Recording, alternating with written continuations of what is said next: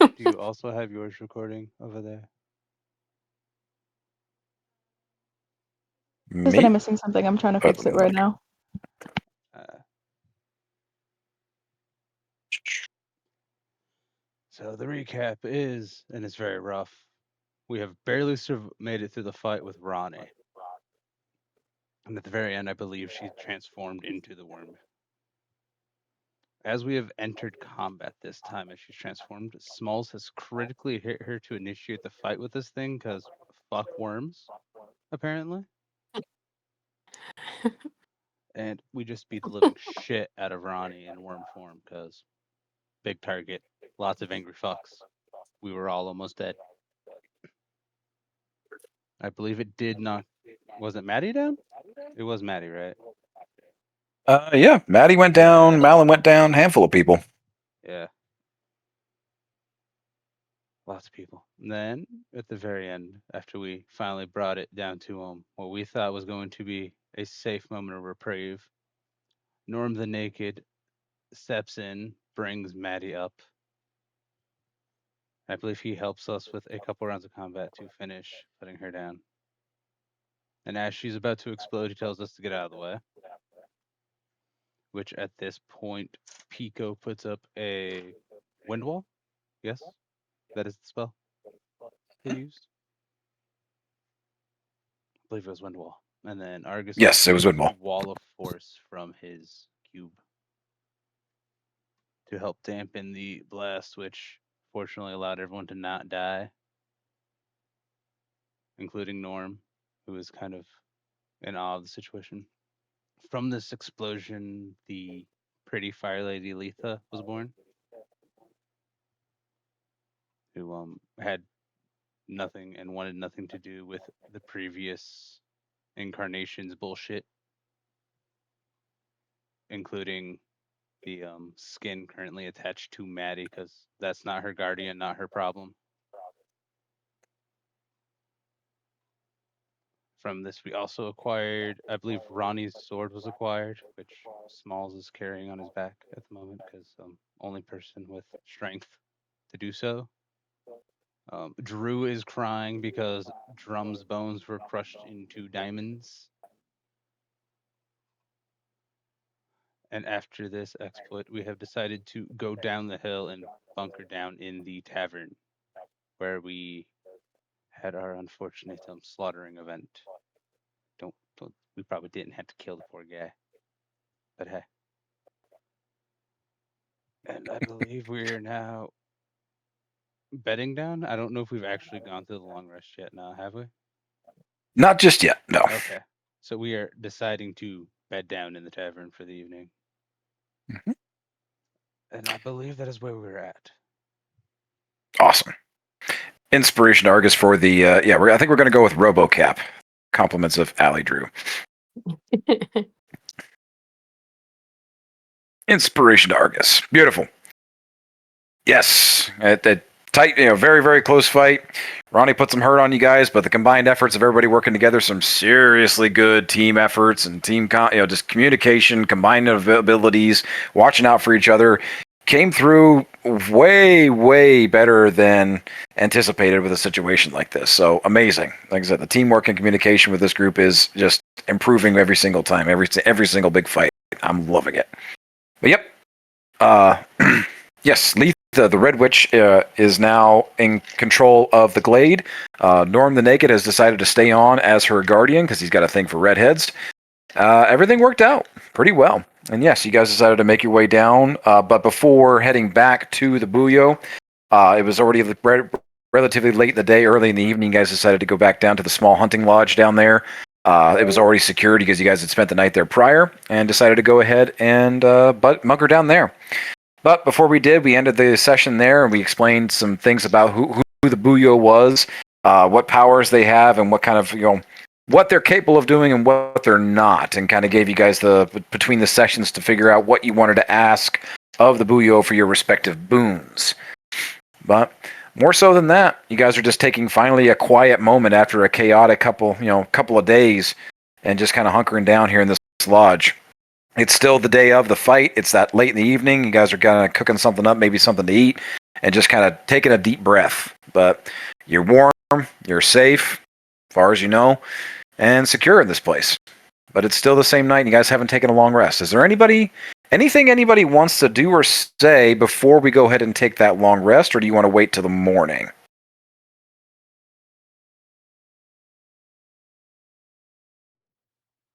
I'd actually like to use a spell slot to actually finish identifying the ring that we started identifying.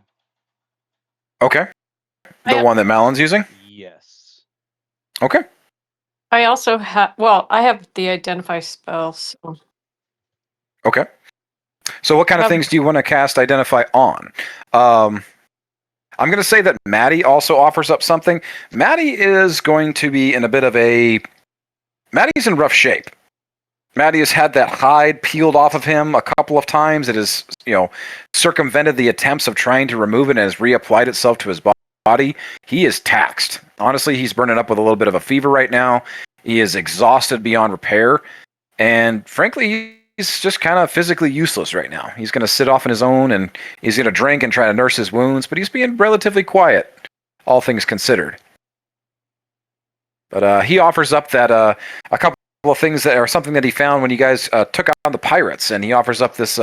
It's kind of a headpiece. It looks like. At first, they thought it was a necklace, but it was actually a headpiece of some type, maybe like a circlet or something. But he offers that over to Ellie. I'll say he gives it to you and asks you to, if you want to use the Identify spell on it or not. sure. I mean, I'm asking everybody.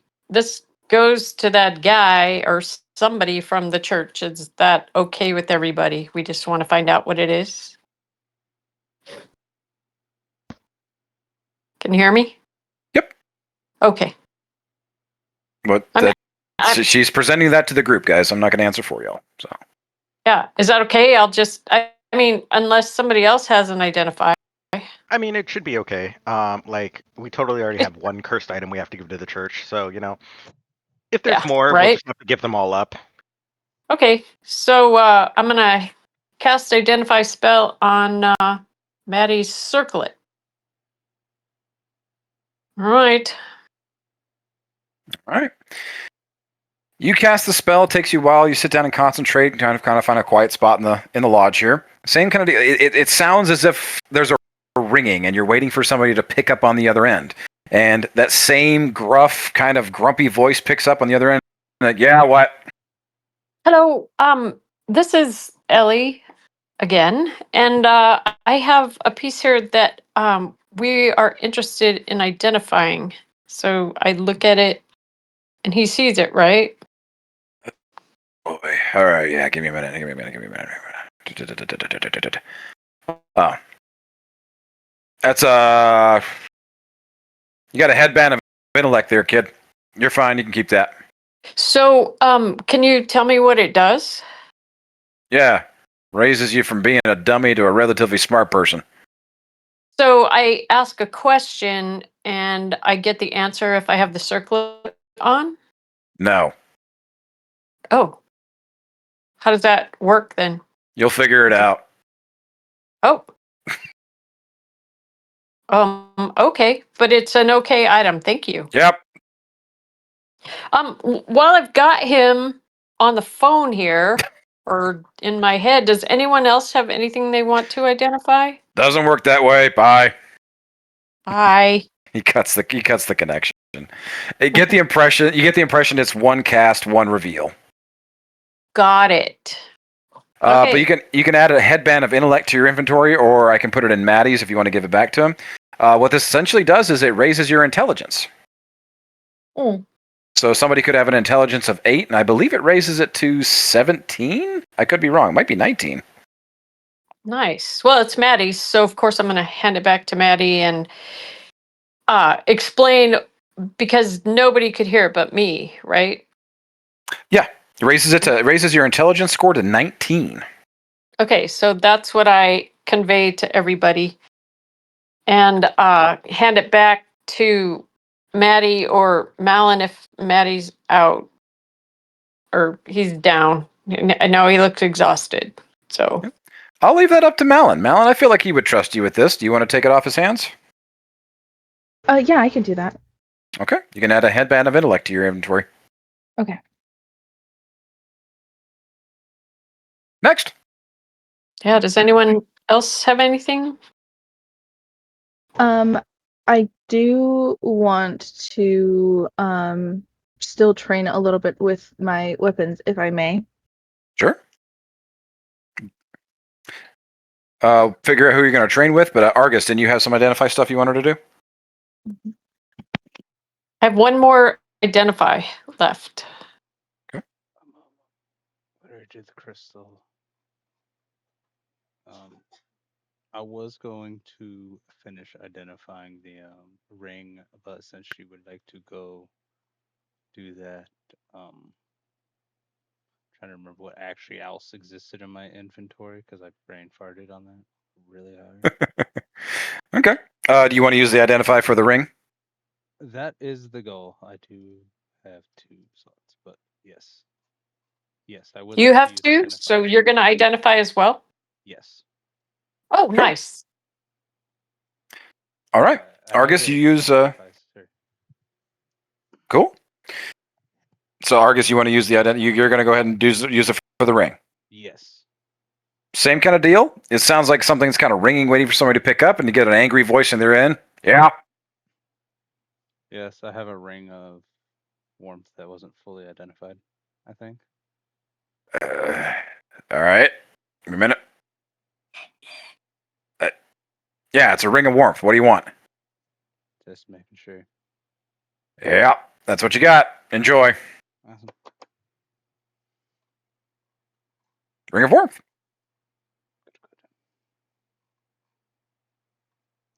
So it is safe and shouldn't have any ill side effects. Good to know.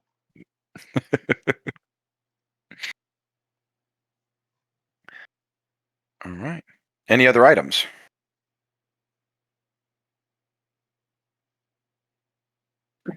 Smalls Okay. is going to chime in. Does anybody want to ask about this sword?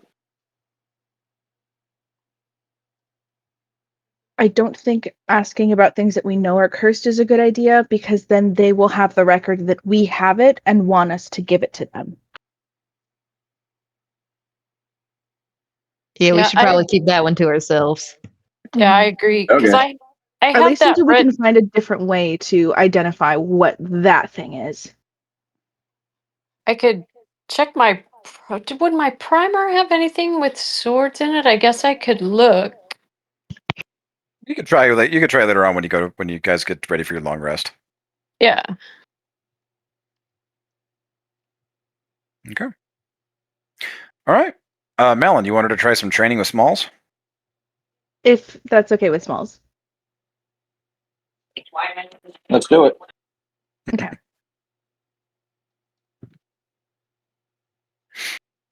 Do you want me to roll it in the app? Yeah, it's up to you guys. It's like however you want to play this out. This is PvP right now.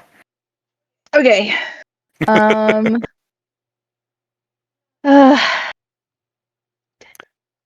okay. Yeah. I'm gonna say because you have the higher. I'm gonna say because Malin has the higher dex, she goes first. Go for it. I can take a hit. I rolled a 21 to hit. That hits. Okay. I do 9 damage. Okay. But this is just training. Are you guys? Yeah, it's just training. But I'm not holding back, and I'm hoping that he also doesn't hold back. That way I can like properly defend myself, if that makes sense. Yep. So give me a second here because I misunderstood a while ago. And I got to reset my HP. I thought we had already. So then I need 9 more damage. There we go. And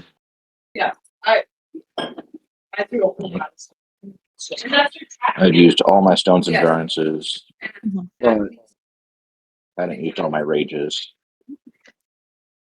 Oh, the I rage would like to be better. non-lethal with this.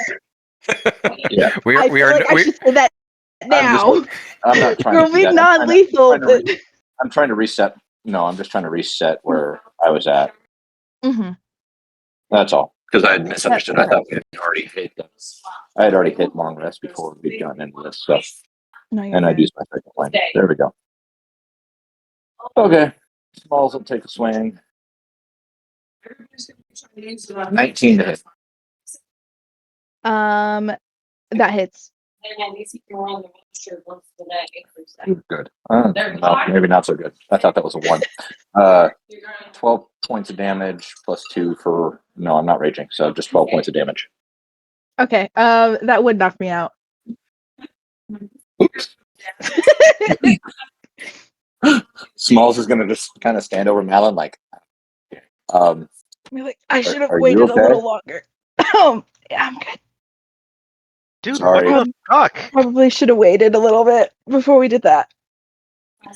Sorry. My I bad. appreciate you not holding back. Thank you. I didn't swing that hard, I promise. It was less than 50% power. It's all good. I'm okay. Maddie chimes in from the back. Maybe you guys sleep on it first and try it again tomorrow. Probably a good idea. Quinn's gonna rush over, use healing ward on Connor, bye. be Thank like, you. what the fuck? Why are you guys always being mean to Melon? What did she do to you guys? Yeah, hey, she asked to train with me. Same as you did. Apparently, Smalls is gonna reach down to try and help Melon up at least. I'll take his hand and let him help me up. Nice. How much do I heal for? You're going to heal for 7. Okay. Oh, hold on. Yeah, 7. Got it. Malin, I hate to do this, but is that your second or third exhaustion point?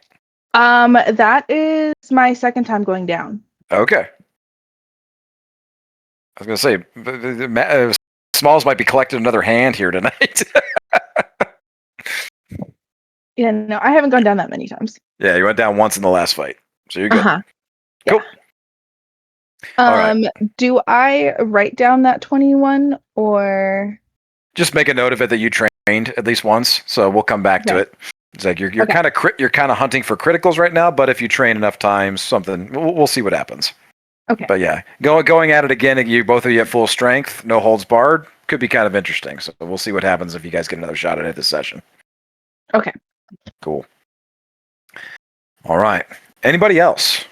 What else is going on before you guys decide to bed down and take a long rest?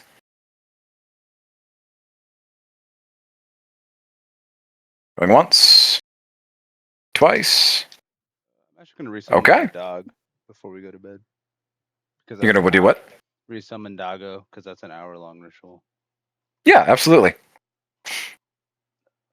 Death Doggo, brave Death Doggo, who fell in battle against the White Rich Ronnie, is summoned back in and takes his place. Takes his rightful weird place next to Argus. Okay. Wait, can I snoop? You want to snoop? Yeah, I want to snoop. Yeah, this session's open. Just You guys around want to the do lodge. weird? Yeah, you guys want to do weird, goofy shit? Be my guest. Oh yeah, Drew wasn't here for the battle. No, he No. was not. Wait, are we just like hanging out with all of the corpses just inside? Yeah, you guys didn't exactly clean the place up. I would say you probably Yeah. pile. I would say, okay, I'll put it this way. Did you guys? I'll leave it to the group. Did you guys pile like the werewolf carcasses like outside at least? I would have. Yeah, if it wasn't Start a already done, pyre. I would have when we got there. Okay. Smalls definitely would have too. Like Yes. having Okay. been a soldier, yeah. We didn't want to kill them. We're going to show Yeah. some respect. Yes. You did not bury them, but there is definitely a hastily stacked pile of about a dozen or more werewolf corpses stacked outside of the lodge. It's been well frosted over. They're kind of encased in a little bit of permafrost, beginning to melt down. Another day or two, and they're going to start to smell pretty ripe. So you're saying Horrific. we should probably create a funeral pyre as we walk away. That is Mhm. up to you guys. Fire is king, though. I'd rather build them up higher than have to dig all those graves. So I'm with Argus on this one. Yeah. Okay. But we'll do it in the morning. Wouldn't Do you think the I don't heat want would to help smell us? it. in the No, night? I don't want to Oh. smell corpses. Oh, I mean, I Yeah, don't so I was smell. thinking I the don't odor. care. I'm thinking about Sorry. y'all. Sorry, I didn't think about the Uh, odor. I do want to do something. I'm trying to. Oh, hang on. Never mind. Okay. I have to. I Well- have to reset my spell, so it won't. Yeah, work. be thinking about it. But let's go back to Drew. Drew, what are you snooping for? You're kind of looking around the place. Oh, kind of anything like interesting. Anything interesting? Describe what would Yeah. be interesting to Drew in this place. It's like you walk around, you see that this place got fucked up. Like they took out the window up top, and it looks like somebody hastily repaired it. There's a giant like crater kind of towards the bar area where the events that got described to you as Pico came like rocketing down from the sky, and Ellie threw a fireball, and all these weird combinations of things. Like, yeah, you saw some shit went down here. There is no body of like Gatsu to be found anywhere other than the remains of his cloak that is now firmly strapped to Maddie. But no, it's a bar. Like I said, if you want to go downstairs and take a look around, there's just, other than that, it's a relatively, what you would just call a regular hunting lodge.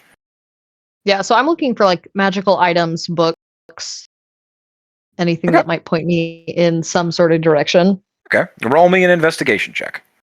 Okay. That's a 17. 17, not too bad. No books, no magical items. You get the impression that your group kind of picked this place pretty clean last time. You do recall that in some of the conversations, like Argus walked away with some kind of like blood bin type, something weird that keeps filling up with that, like some kind of weird bloody gruel. Ellie walked away with like a vial of blood specifically, some kind of phial.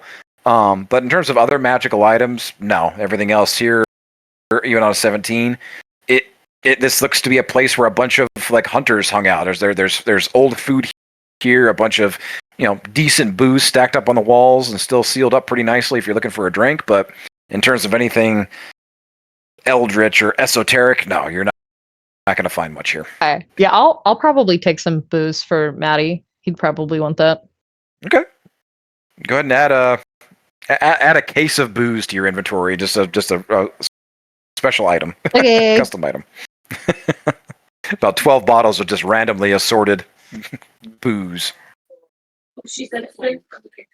Along those lines, Smalls go looking for stuff throughout the lodge.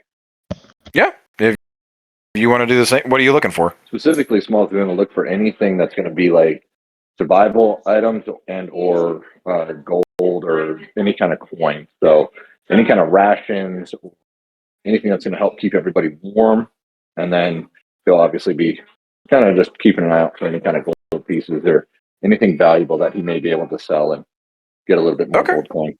Okay, roll me an investigation then. Let's see what you come up with. We'll go 10, 15, 20, see what you find.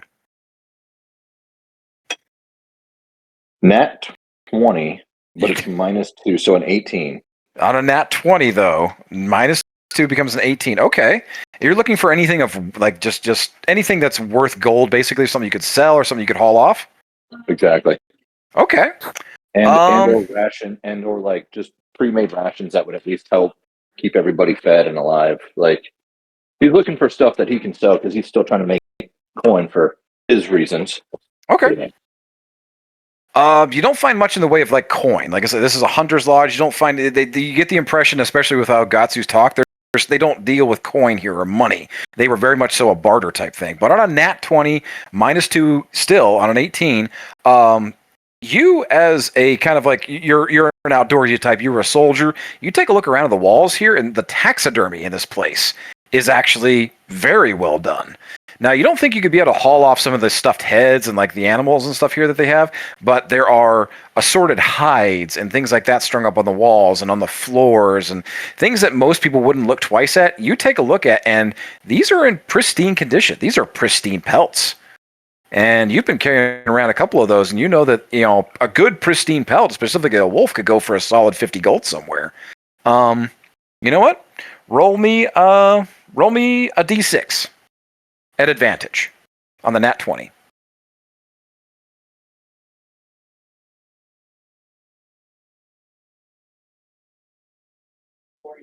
Thank God for the advantage because the first roll was a 1. Second roll's a 4. 4. You can add 4 pristine pelts to your inventory. That's a solid 200 gold right there if you find the right buyer.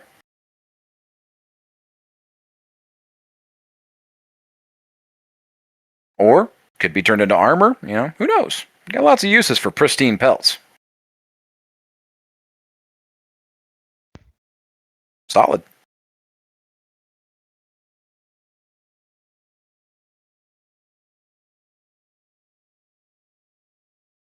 Okay, so I remember what I wanted for Quinn.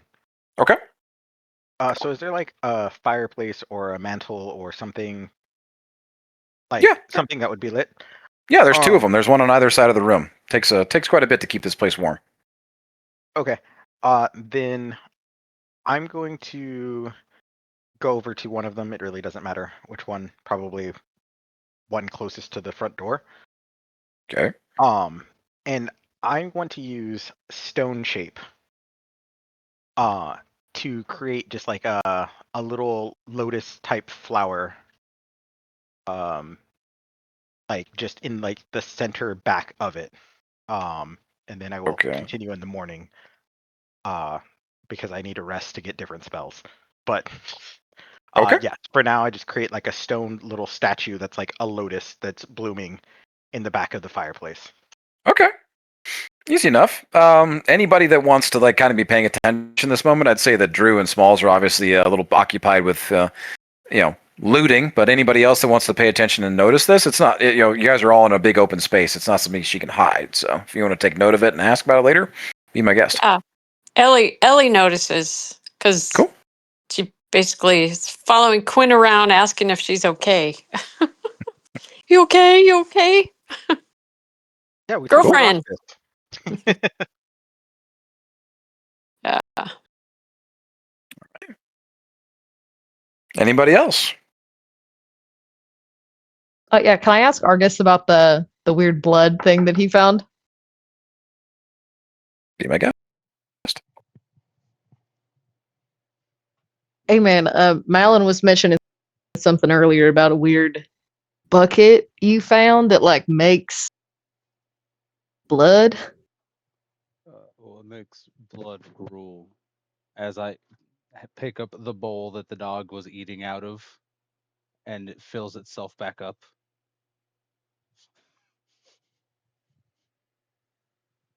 Neat. Can I take a closer look at that? Sure. Gonna hand it to her. I want to see if it like smells, tastes, looks familiar at all.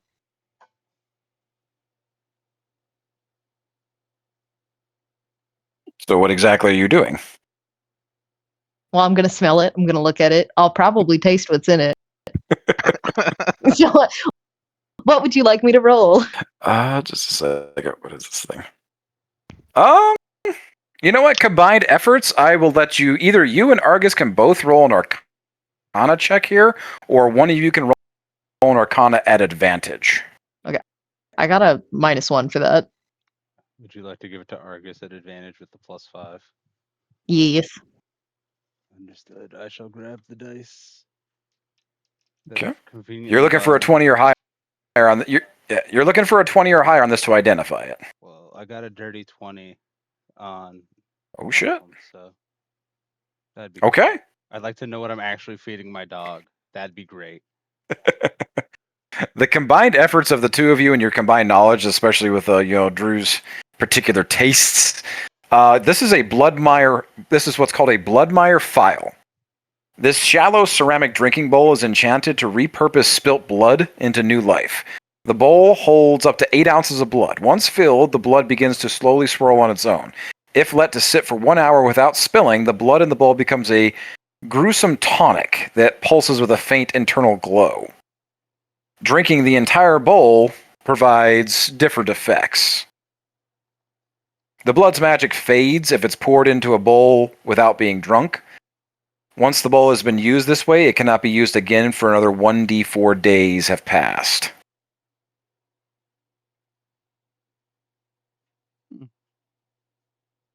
So to Drew, in his question, yes, it absolutely tastes familiar.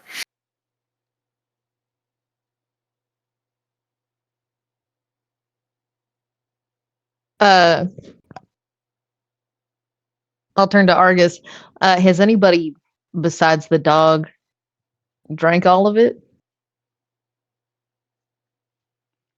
Not from this bowl. Do you mind if I try?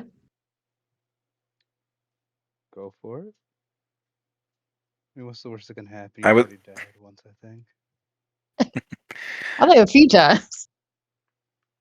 I don't know. I'm just gonna go with at least once.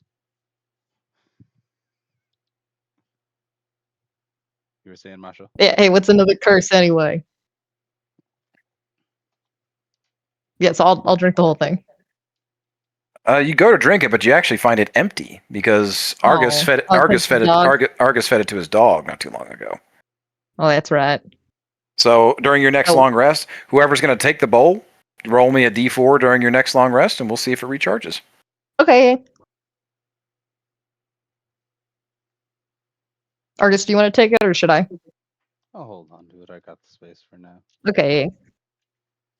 Plus, I don't smell much. Well, the dog doesn't care about what it smells like, so it's not so grotesque. Yeah, I don't think Drew would mind either. I don't think so either. You can add Bloodmire Phial. It's spelled Phiale. And it is considered a container. So have fun with that.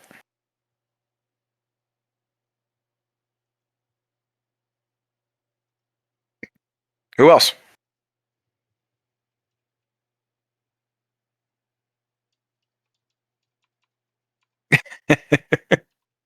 Going once, going twice. All right. Everybody go ahead and take your long rest. Take your positions of sleep. Yeah. And let's kick it off in the next morning. After Ellie trances, she's going to thumb through the primer to see if she can find anything about the sword or anything about the vial that she found. Okay. It's going to be one or the other. So which one do you want to look for? The sword first. Go ahead and roll me. Go ahead and roll me a religion or a history check. Let's see which is higher. Oop, I'll do history. And that is the 13. 13. Nothing big on specifically swords or anything like that with this book. It's just more general knowledge about religion as a whole rather than specific items. There are a few things that are mentioned here specifically, but it's most likely talking about like hardcore religious artifacts, but it's nothing that resembles what you're looking for in terms of this sword. Okay. All right. Anybody else? I would actually like to rest in my vessel. Okay. Actually, oh, sorry, it's me again. Well, hang I on. have Let's settle with Argus first. Okay. Anything special, Argus, or you just want to go into your cube? I would like to hide in my cube where it's not cold as shit. Okay. Anybody watching over your cube specifically? How big is this cube? Theoretically, it's about the size of a Rubik's cube, if not slightly larger. Yeah, like a big Rubik's cube. It sits in the center of your chest, basically, or kind of like in your gut area. I'd also be happy to if you wanted me to. Well, Quinn is going to grab the Rubik's cube and take it upstairs, where she's going to go study some more. She's going to use him as a table since the other ones are broken. Do be careful. I'll be very careful with the cube. It might go boom. It's okay. I'm just using it as a table. It'll be fine. Okay. That's what the last So Quinn one is said. So Quinn is offering up to be the caretaker of Argus's cube while he rests. Yes. Okay. Ellie, what were you going to say? Protection? I was going to say, I have inspiration. I just wondered if it would make a difference if I rolled again. If you want to use it, I mean, All right. I do. because I'm gonna take a long rest. I'm gonna lose it. Okay. Well, let's say because remember because we came out of battle last time. This is an RP rep episode. I'll still let you use it. So you're still looking for information on the sword? Yes, and I Okay. had the inspiration from the battle, and we haven't slept yet. So Okay. Cool. Is Go that- ahead. Sure. Go ahead and use it. Use it before you lose it. right. I got 13. Same There is thing. no more information. All right. There you go. I just Okay. wondered. All right. So should we take our long rest or? Yeah. If anybody does anybody else have anything else? I thought I heard of somebody else trip up. Okay. Yeah. Everybody, go ahead and take your long rest. Before we do that, Quinn, what are you studying upstairs? What are you doing? So Quinn is going through her spell book that she has, trying to see, because she was able to multicast a lot of things, and she's just trying to see if there's any knowledge in the spells that she has that she may be able to articulate, particularly how the stone. And she's also writing notes. She's writing how the obsidian interacted with her spiritual weapon.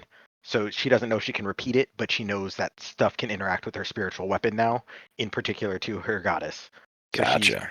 taking notes on that. She doesn't know if she can do anything with that information, but she's trying to analyze it and remember the best she can and put it into writing so she can find out or maybe use it later. Gotcha. Okay. While you're going through all this, just off the top of my head, what languages does Quinn speak? Good question. Celestial, Common, and Leonin. Leonin, that's right. That was the random one. Cool. No, as you're studying through, going through everything, you're using poor Argus as a table. You got your books on top of him. You keep hearing something though. It's kind of like at first you kind of wave it off as like, it's just the wind, whatever. Like you guys haven't fully boarded up the busted ass window that Maddie came crashing through, followed by a dozen werewolves. It's sealed up. It's decent, but it still has a bit of a howling wind that it catches through the rafters every once in a while. But after a couple, half hour, a couple hours or so before sleep takes, you swear to something is whispering to you. Something is trying to get your attention.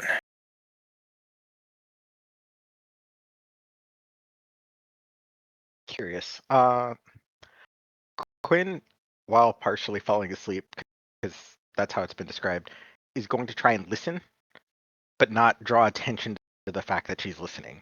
Like pretending to fall asleep, if you would, while falling asleep. Cool. Doesn't stop. It's something is telling you, like something is like you could hear it, kind of like you can almost hear it whispering on the edge of your, right on the edge of your ear. It's something saying your name. It's Quinn.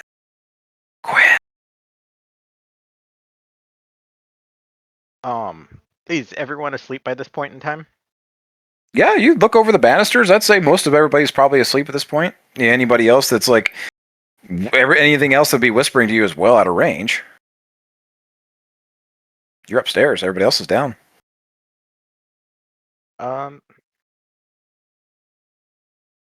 Can I trying to think of what I could roll? Can I roll perception to see if I can Sure. get more than just Quinn? That is here.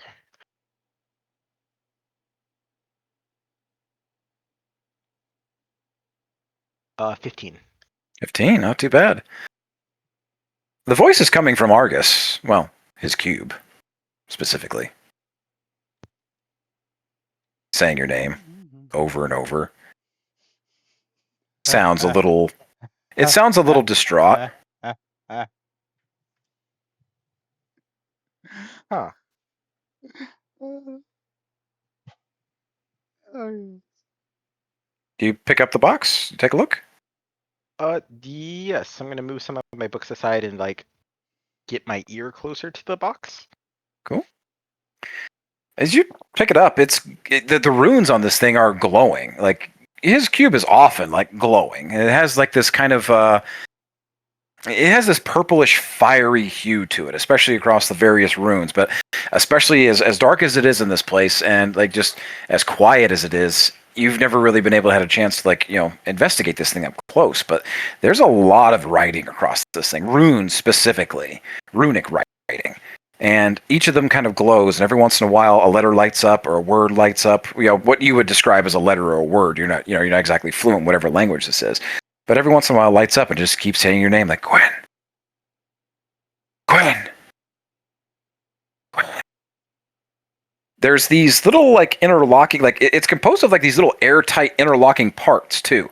It's made from material that you don't recognize, and you're not a smith or anything. But it's cold to the touch, but at the same time, it feels immensely warm internally.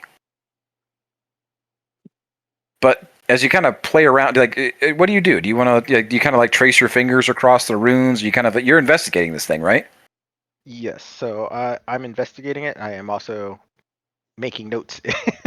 Cool. I have flipped the page, and I am particularly the ones that seem to be flickering when it says my name. I'm going to write them out or just copy whatever they are onto a sheet of paper. Okay. And then I'm going to just I'm going to take my pen and just kind of trace the shape with the tip of the pen. Okay. As you're doing that, you notice roll. You know what? Roll me an investigation check. Rolling a lot for not knowing what I'm doing. You're 15. investigating. 15. Okay. On a 15, you notice that some of this, one thing you do pick up is some of these runes are etched in, they seem to be almost filigreed with bone. Or maybe some kind of horn. Not really sure. Again, you're not exactly a craftsman.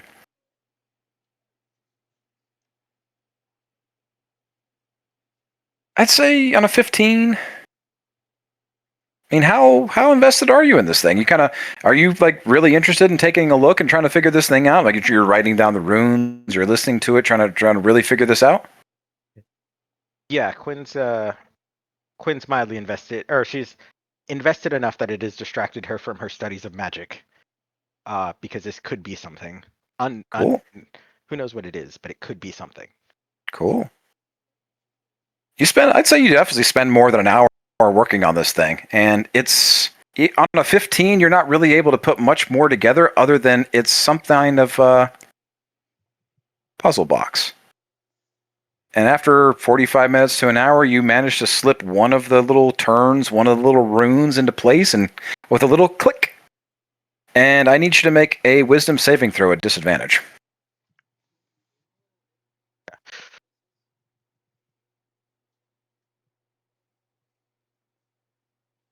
Gross. Not good. Ow. 10. Nat 20 and a 10. 10. I see that you already took your long rest. I was at 25 hit points before that. It's unfortunate because you just took 42 points of psychic damage. Gross. You feel as if it's a static shock. All of a sudden, something just rockets through your body, through your fingertips, it reverberates all the way up into your arms, into your head. You feel your heart almost skip a beat, and it stops for a quick second. But then in your head, you hear that same voice reaching out to you. It's Quinn, but it's this ghostly, pale woman. She is gaunt of cheek, her eyes sunken back in. Her hair is this matted mess of silvery white. She almost looks translucent in a way.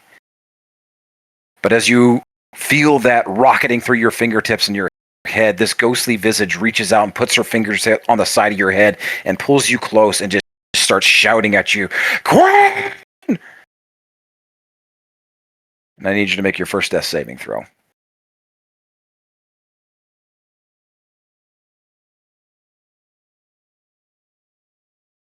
Success. Good. This thing's still holding on. It's right there in your vision. Like you see nothing else. The world around you is kind of fading, getting a little dark. You want to talk to it? What are you? Trapped. Roll another death saving throw.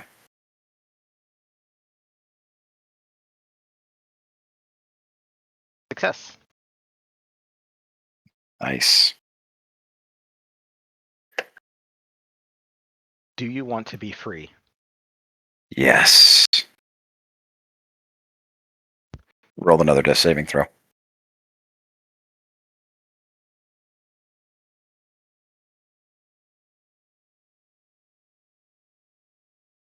Failure.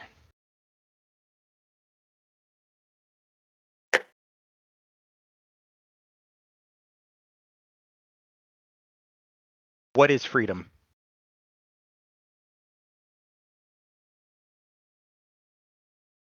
A body.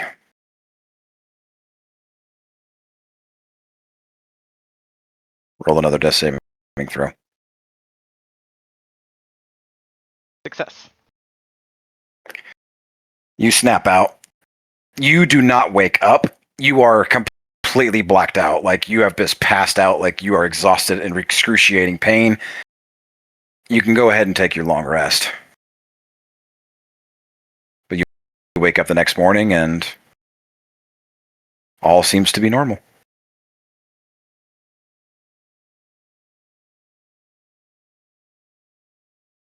Do I remember any of that? Sure. Everything.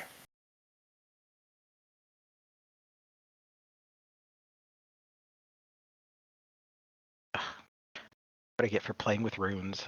Some woman talking in my head. Can't resist me.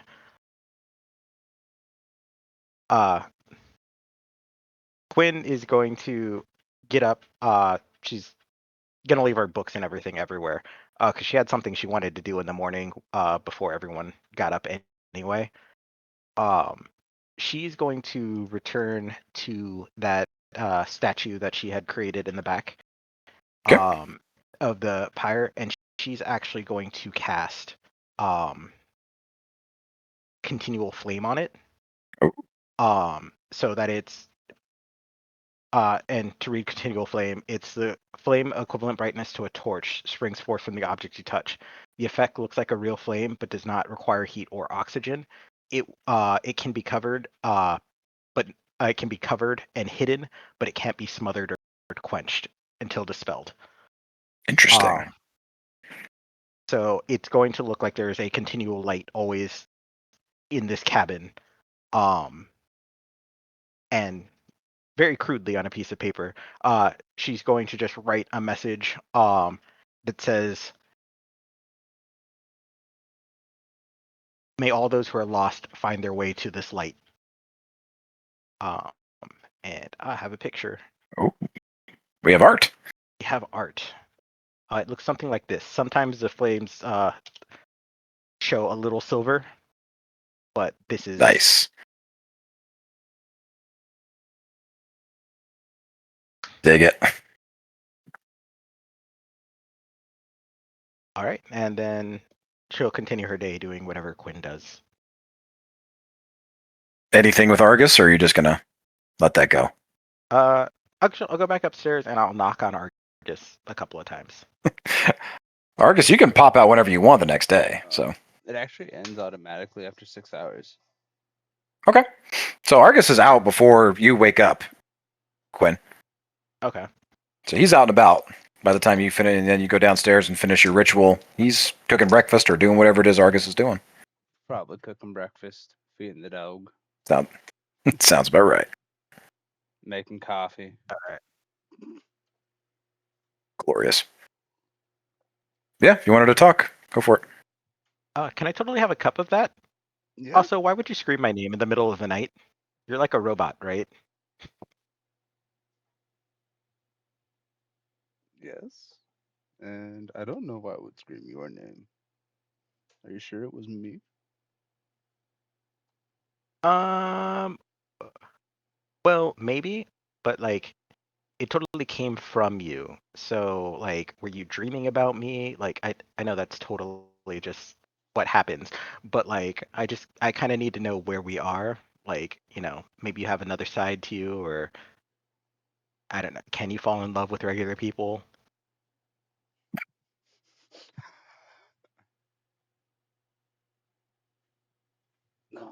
Mortal, well, flesh-like beings have never really posed such intrigue to me, so it's never been a thought process I had to think about.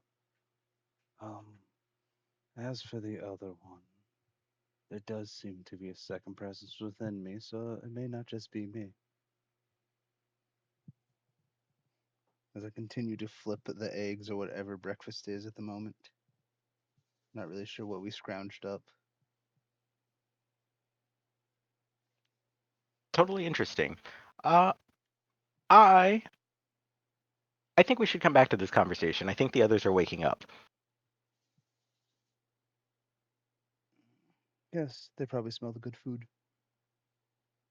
This is true. This is true. And somebody's not screaming their name in the middle of the night. The others heard. They think something was up.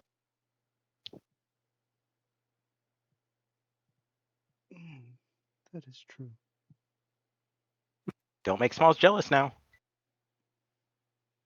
Making Smalls jealous. Quinn's gonna. I would have to kill something bigger than him to make him jealous. Truth. Quinn's gonna take her coffee and then go upstairs to fix all of her books and get them all packed up. So Ellie's been awake, just skimming the primer because that's what she does, and lets out a giggle and walks over to Argus and just grabs a cup of something warm for the morning. Good morning. Good morning. I'm gonna Where'd also you find those hand- eggs? I know they didn't come from me.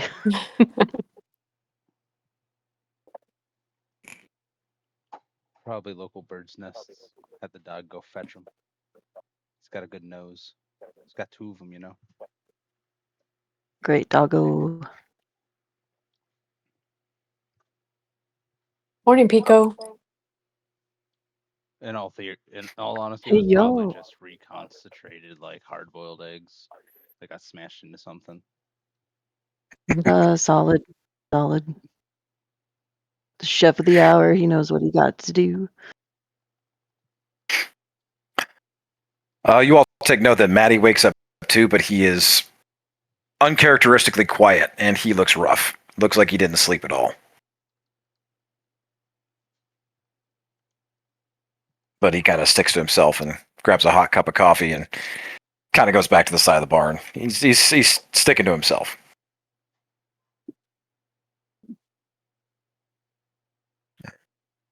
All right. Anything else happening besides the passing out of coffee and breakfast this morning? Ellie's gonna mention that she searched in the primer and found nothing about swords. Sorry, guys. It's a religious text, and I thought maybe an artifact, but nothing was in there pertaining to swords. So That's okay. I appreciate you looking, anyways. God, there's so much in this primer. It's just sometimes hard to look at one thing without jumping down the rabbit hole. Well, Yeah, that's fair. can you and I look at that later? I've got some religious questions. Oh, definitely. Definitely. We can look at it together. I mean, it's just a book. So if you want to look at it, you have here it is. Just come ask me. Yeah, cool.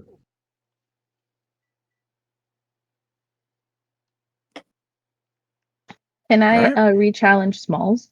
I was gonna say we're gonna have a rematch between Malin and Smalls this morning. The Yeah, I'm gonna crisp finish morning my air. coffee and eggs and be like, okay, want to try this again? So, really quick, can Ellie just hand Allie the primer to look through? Or, I mean, Drew, sorry. just to look through to see if she wants to find something? Hang on to it till next long rest. It's something you guys can't really do during regular session. It's a long rest thing. Oh, got it. Okay. Small's All right. gonna look at Melon. You want to go again? Yes, I want to try again. Now that we're like actually rested. Okay, hold on.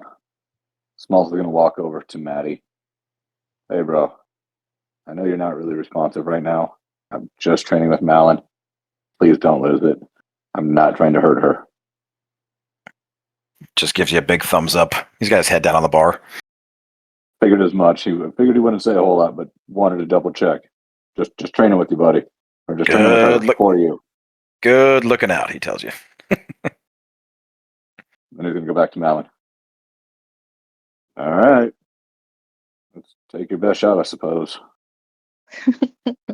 I'm probably going to be hanging out close to them in case either of them needs some healing. I want to be cheering. I don't know who, but every time you guys do something good, I'll cheer for whoever does good. Fuck. I rolled a So- nat one. I'm going to use my inspiration actually to re-roll that one. Okay.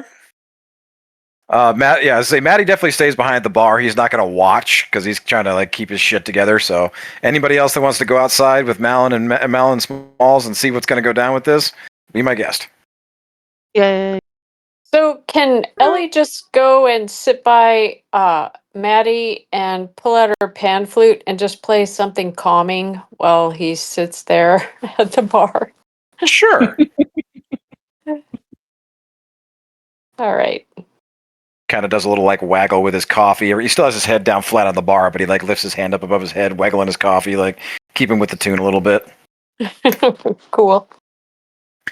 All right. Everybody else is outside. Hey, Marshall, real quick above the table. Mhm.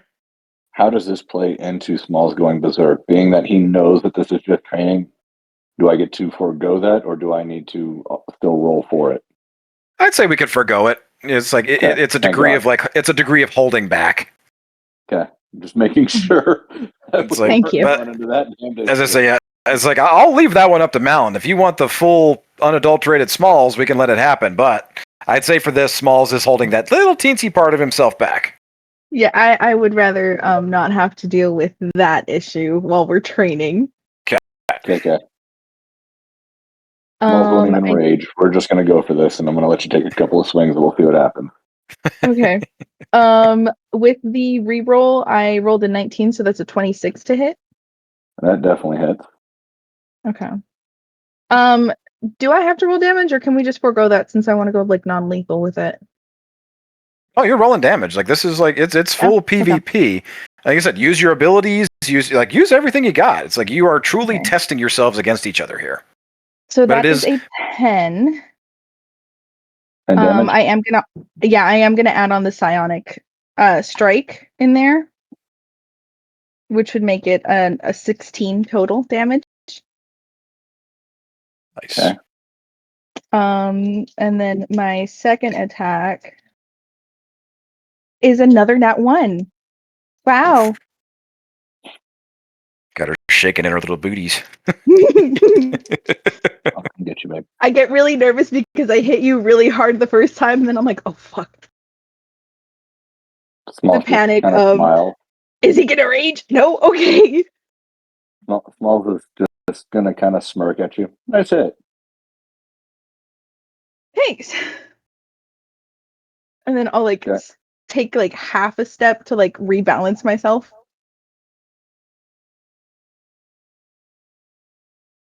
All I right. believe that is your turn now. It would be. Just double checking something real quick. Making sure that I'm actively making sure I'm not adding any additional damage that doesn't need to be on there.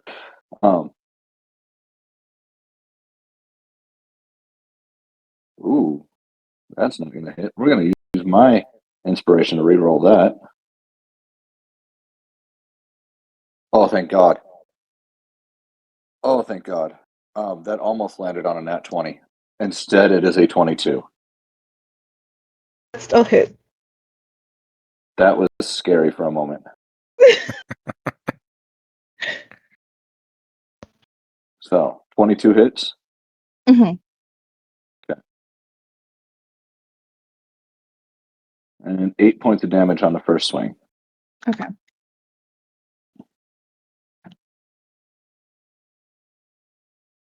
I'm trying to remember. I feel like I have a second swing. You have 2 attacks. Everybody's Yeah. Yeah.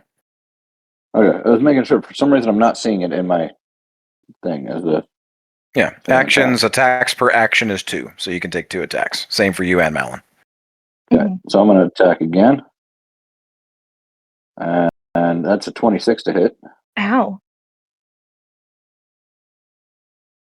What's the damage? 14 damage. Ow. Okay. Okay. I'm gonna use the And blades. I'm going to Oh, are you forgo not? You're, I was going to say I'm going to forgo a bonus action. I don't need anything right now. okay. Okay. I'm gonna try this the new way that we discussed it. If you could please assist me a little bit, Marshall. I'm going to use the blood maledict. Mhm. So I'm going to take 2d4 necrotic damage, correct? I believe it's 1d4 for the first, unless you want to amp it up with your poison. Um, Yeah, it's 1d6. So, or no, hang on, wait a second. No, you're using your 1d4. blood maledict. Yeah, so Yeah. 1d4. Are you wanting to amp it up with the poison? Not yet, no. Okay. I can do that Then, later, can't I? yes. Okay. So take the 1d4, and then you can use your crimson. 1d4, Right. which is 1.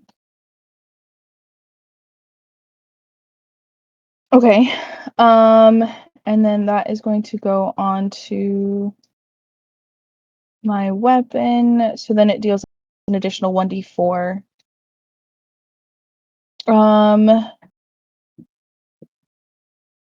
Is that cold damage that I would apply? It's whatever you chose for your curse. I believe you chose cold. Okay. Cool. My attack is a dirty 20. Definitely hits. My AC 16. Okay. My AC is higher than yours? That's surprising. I'm meant to take hits. Oh, I guess that's fair. Smalls is also like My half A- naked. my That is my also HP is fair. out of control. Okay, that makes sense. Okay, that's going to be 7 plus 1 plus the psionic strike, which is another 1. Oh, 3. So 11 damage points. total. Mm-hmm. What was the cold damage? The cold damage was just 1. Okay. Considering I have resistance to cold, does that even affect me, Marshall? Yeah, you'd still take the 1. It's a minimum of 1. Okay. Just making sure. Yeah. All right. So 11 points of damage. Okay. For my first attack. Mm-hmm. For the second attack, that is an 18 to hit. Yep. That is 10 plus the d4, so 14 damage total. Is the D4 cold? Yeah. Does that one get halved then? How much did you roll on the d4? He is resistant to cold, Malin, so. Okay, so then it would be halved, right? Yes. Yeah. Okay, So so then you take 12. 12 damage total. Okay. And then I am going to use. Pull it out real quick. I'm going to use one of my Stone's Endurance just to cut that down a little bit.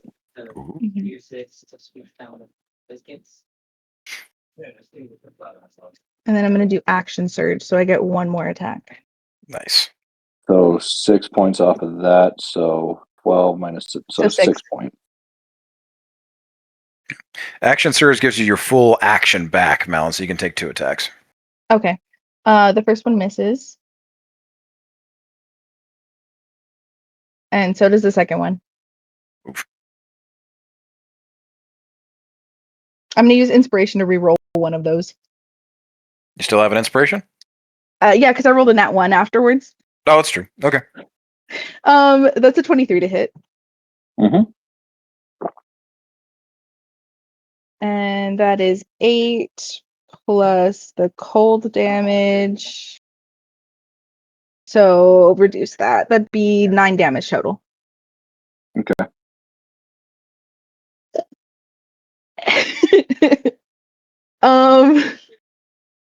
And that's gonna be it for my turn. Smalls is going to look at Malin and go, "How far do you want to take this?" I'm gonna be honest with you, I'm a little worried at this point. I just did a lot. Are you feeling okay?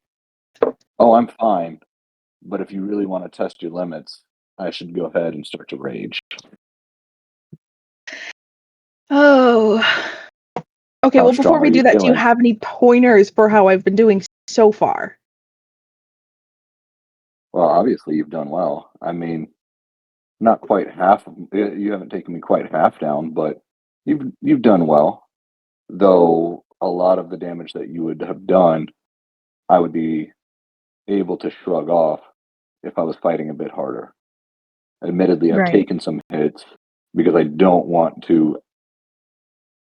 I really don't want to hurt you, and quite frankly, I really don't want to piss off your boyfriend. That's very fair. Yeah. So Quinn's gonna shout from I'm the all back. for training. I'm wondering how hard you want to train. If you'd like to take this up a notch, we can. Otherwise, we'll continue. Quinn's gonna shout from the background. Take him down, sis. Don't let any man hold you down. Beat his ass. I give you permission. Well, your girlfriend Pico's said gonna I yell. could, so I was gonna say Pico's gonna go, yeah, training with friends. There's no way this could end badly, guys. It's just training. You got this, guys. Go, team, go.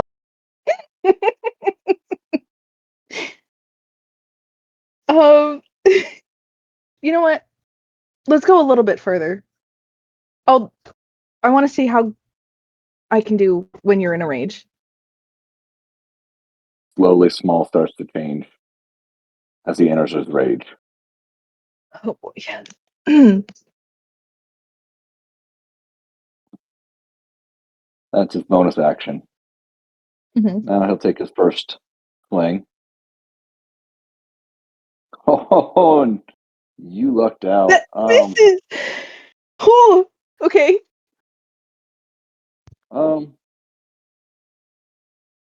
It would, except for the fact that he is actually going to do the oh god, what is it called? Action Church? The what? No, Action no, Church? no, no.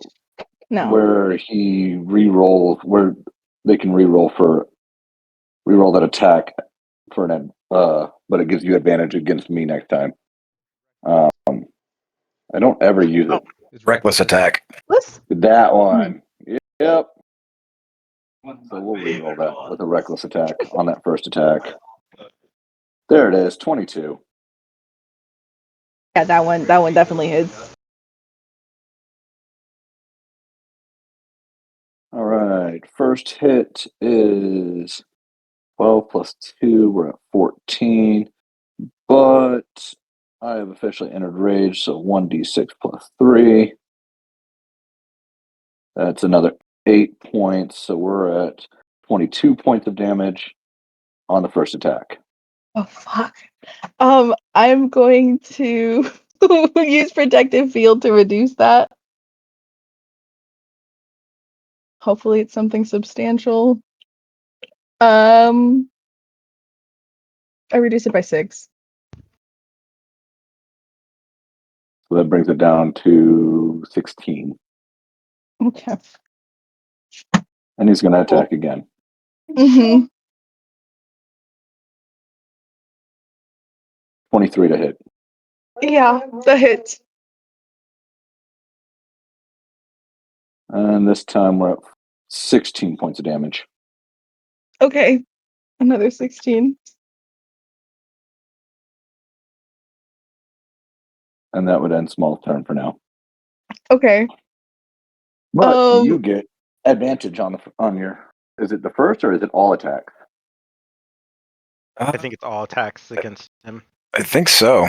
Let me double, triple check here real quick.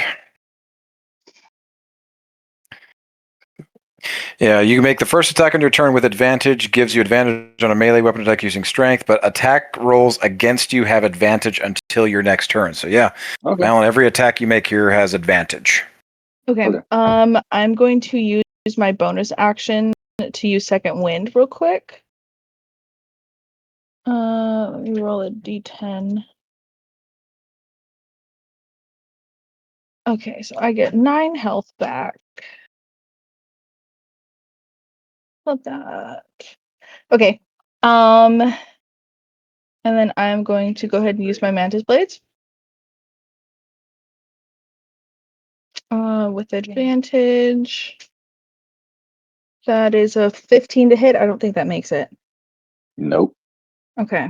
And then the second attack. That one hits with an 18, Mm-hmm. which is 10, and then the cold damage.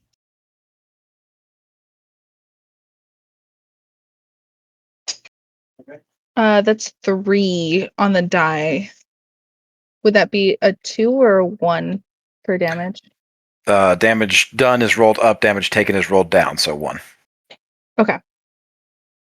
So And then 11, you and then the 10 points of damage. What kind of damage is that? it's slashing damage. All right, that's half down to 5, so I'm at 6 points of damage. Okay, and then psionic strike is going to be force damage. That is a 4. That'll take, so 10 points of total damage. Okay. Mm.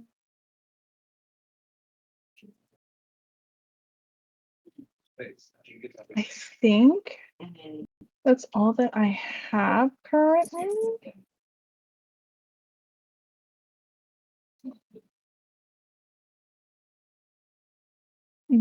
Yes, that's it. Okay, yeah, that's the end of my turn. Well, this is going to take another look at Malin. You want to keep going? I'm not gonna lie, I'm feeling a little rough, but at least one more round. Okay.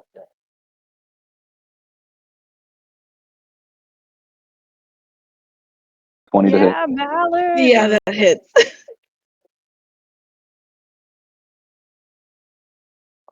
That's lucky for you. All right, so that's 8. And then 15 points of damage. Okay. Then he's going to take another swing. Oh, and he misses. Oh, thank God. Okay. But for his bonus action, I'm going to use second wind. Oh, fuck. That was the recharge for Cuba Force. That's 10 points of health back. Okay.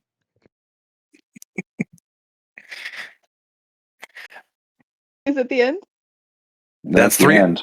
As I say, that's Okay, 3 rounds. I'm gonna- That's say real quick. That's 3 rounds. Usually when we do I'll say that's PvP, it's either if it's a best of 3 rounds, or you guys, if you want to keep going, I'll let you keep going. I'm gonna put up my hand and be like, okay, I think you got me in the ropes there. I think I'm good. Well done. Thank you so much. Smalls is going to kind of walk over to Mal and kind of put his hand over her shoulder. You did well. You did well. Didn't quite have to use any of my blood boons, but you made me work for that. Well done. Yeah. Your axe is really heavy. We're good. Yeah.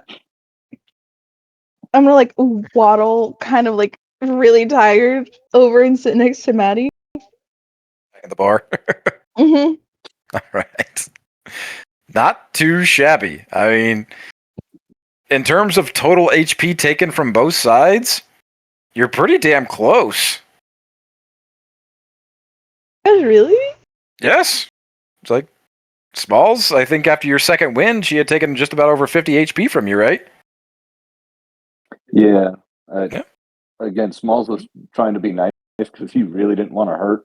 He remembers hurting his own teammates, so he wasn't reducing as much damage as he normally would. He was allowing more damage to kind of seep through, but was trying to let Malin flex her muscles a little bit.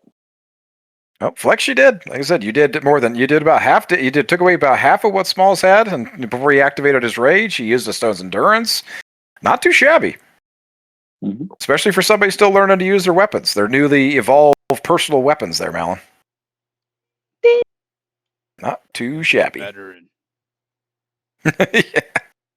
Against the meat wall that is Smalls. All right. Smalls Not is too gonna bad. look around at Smalls is gonna look at everybody else. Anybody else want to go?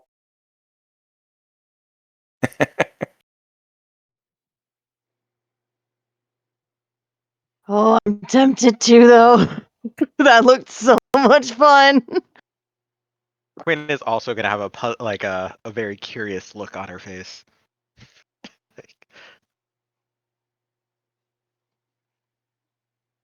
So Ellie Uh, blows her pipe one last time and puts it in her bag and walks away so Maddie and Malin can be together.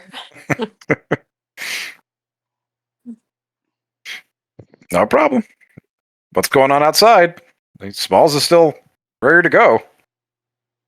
I think Quinn will step up and say like, this will be fun. okay. Quinn and Smalls Pico is gonna versus. look at Quinn and go, "No, we're not doing this." Oh, walk come off. on, man. But I wanted you to try out that new sword. It's so big. Yeah, but every time I hit you, I take half the damage. You totally figured out my strategy.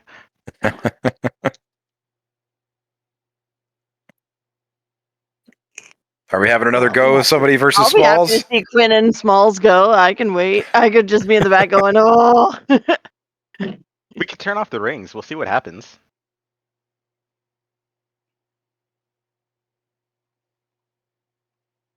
My job is to protect you, not to hurt you. You Can can heal her. totally learn how You to guys are respond. fine. Go for it. Yeah, see? Drew totally will heal us. And how can you protect someone who, like, you can't just stay in front of them? Got to teach them how to protect themselves and all that stuff, you know? Show them how You know to what? speak We back. can go back to me training you how to use your axe. We did well there, but I'm not going to go head to head against you. I do not want to piss off the goddess. I have things that I need to get done, and I'm not going to hurt you, and only to hurt myself. Fine. But next time. But if you I'll would let you like, off the hook this time. I'd want to but fight if you you at would full like to strength do anyway. some more training, and I can help show you how to wield a weapon, we can do that.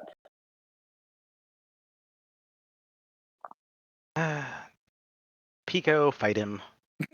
Quinn's gonna walk away. Oh, Ellie oh, walks over to Quinn. You have to understand how much he wants to protect you. You know, it's like it's You know, amazing. I think would- it's amazing. Don't push him. it would be one thing if you had some creed about like not hitting women or something, but that doesn't seem to be a problem in this group.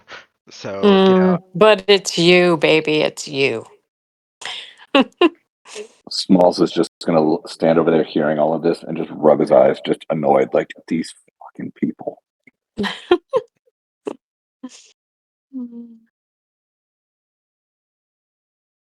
Okay.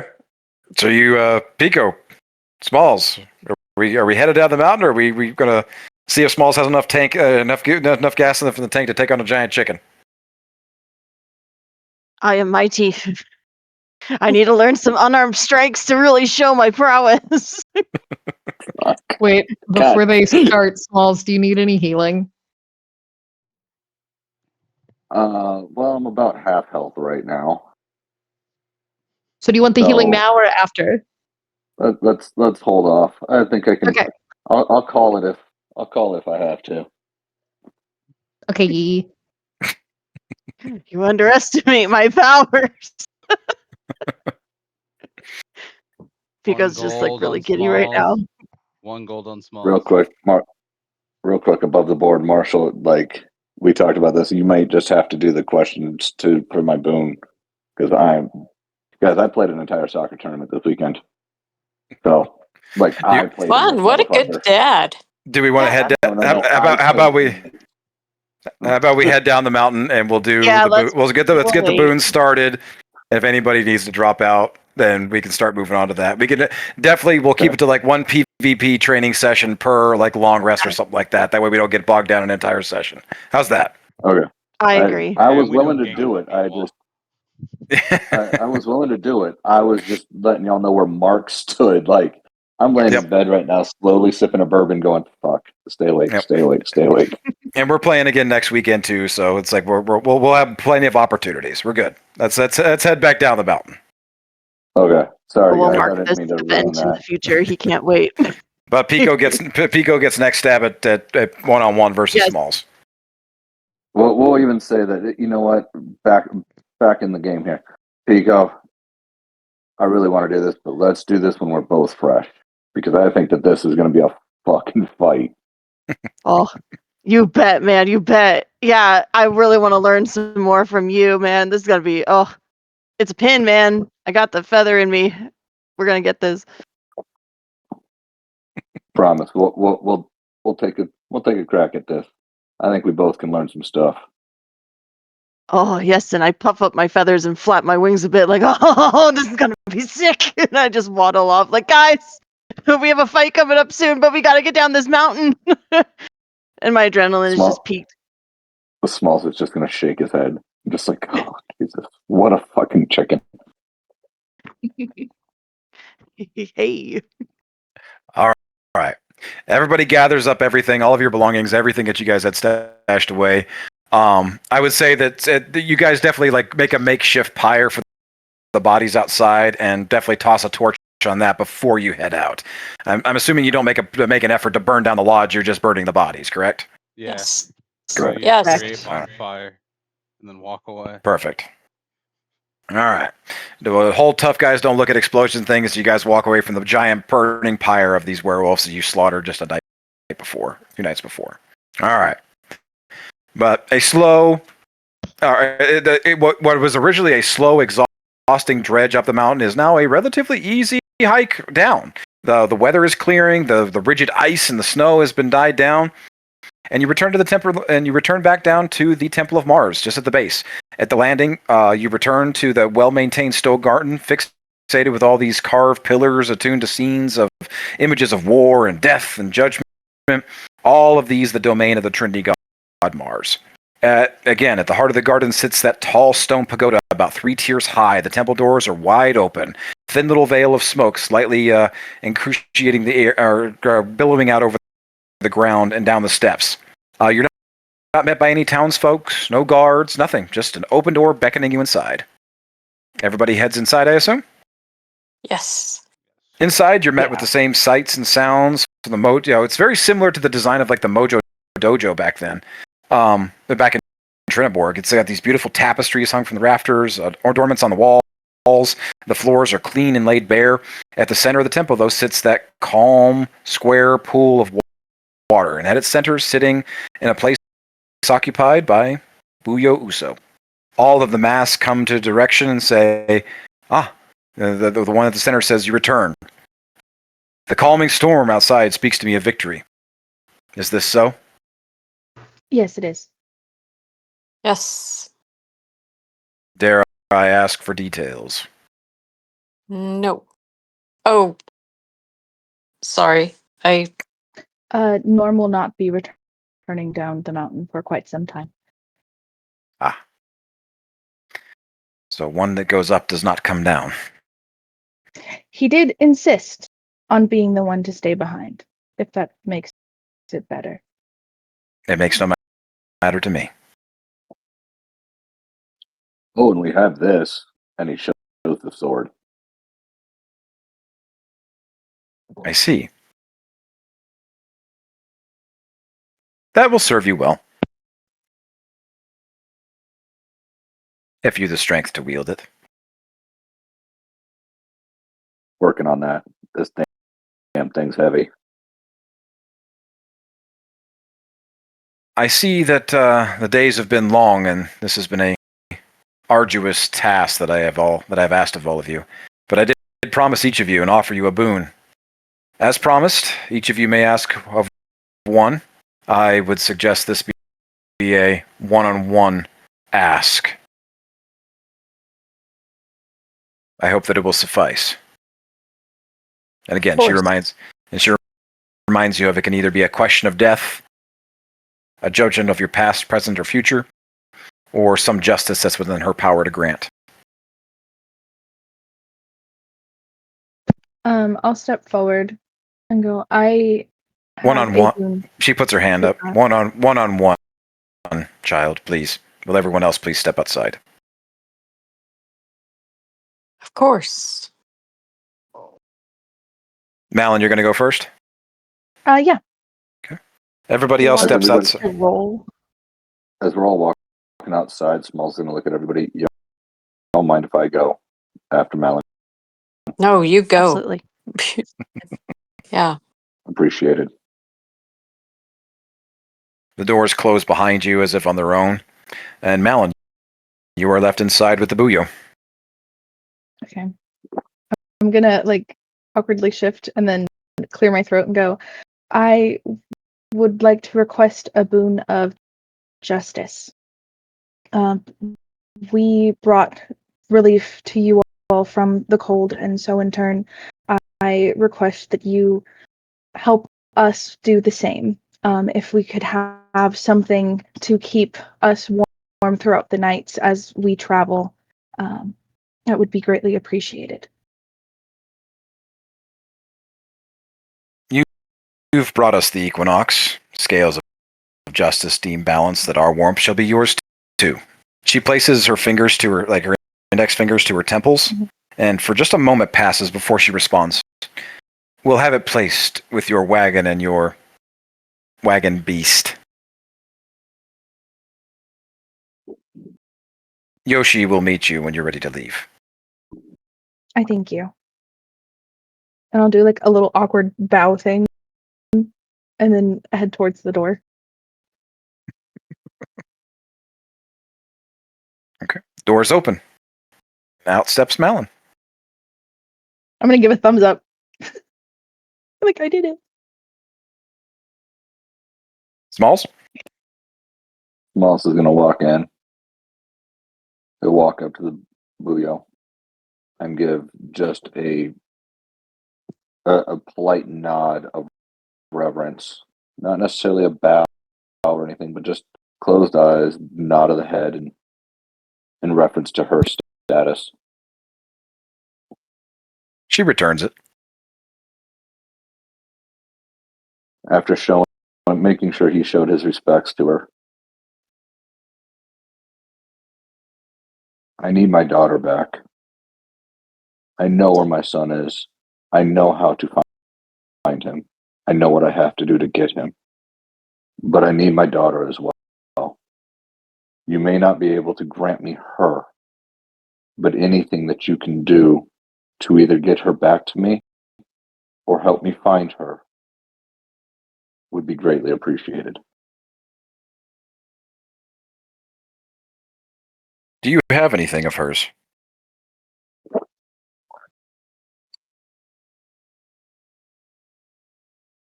I have her name. Names, unfortunately, don't carry that kind of power, but I might be able to help. And she has this necklace.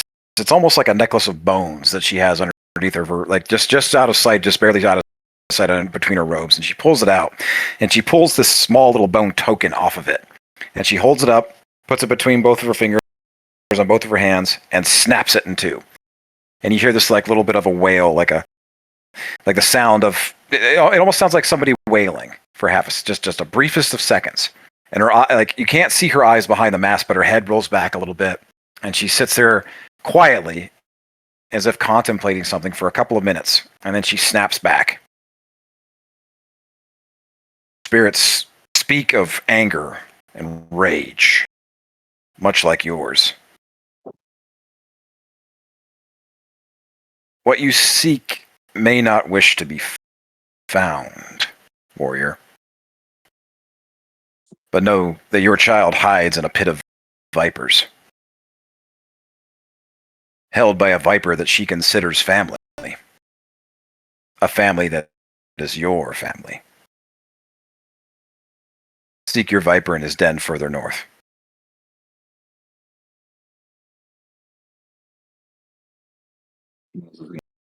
And they're just for a moment, just processing.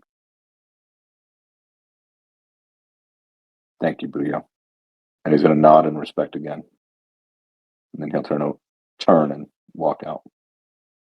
Know this one last thing, warrior. He'll freeze in his tracks. The spirits that I spoke to on the other side, your daughter put them there.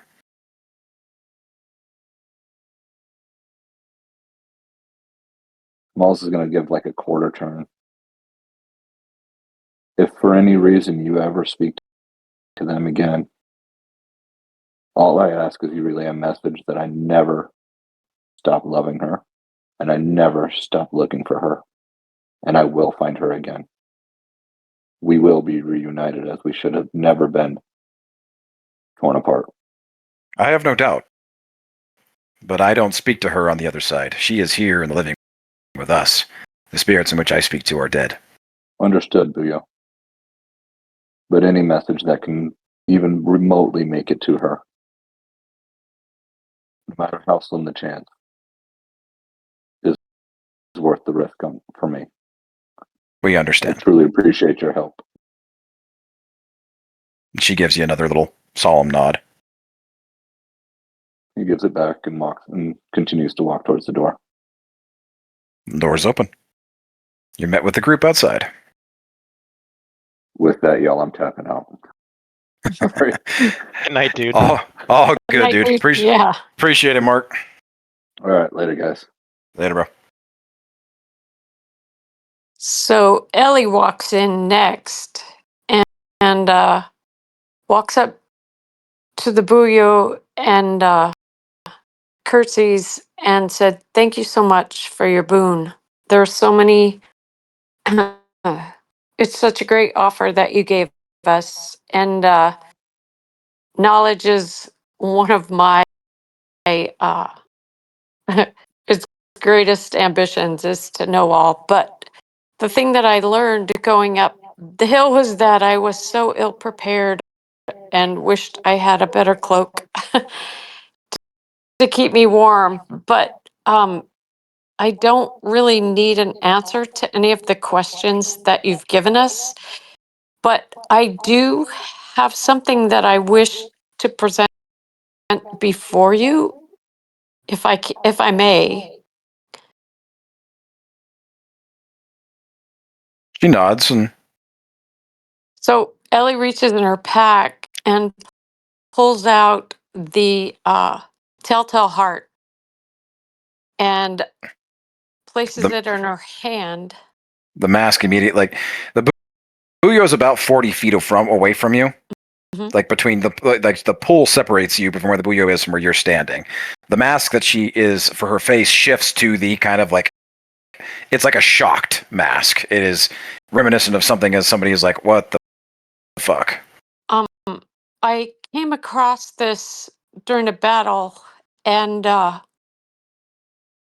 found it in an odd place and put it in a pouch in my pack. But since we're here at Mars, excuse me, the Temple of Mars, which has to do with death rites. Sorry, my throat is. I thought that this would be something that I could offer to you. Um, it.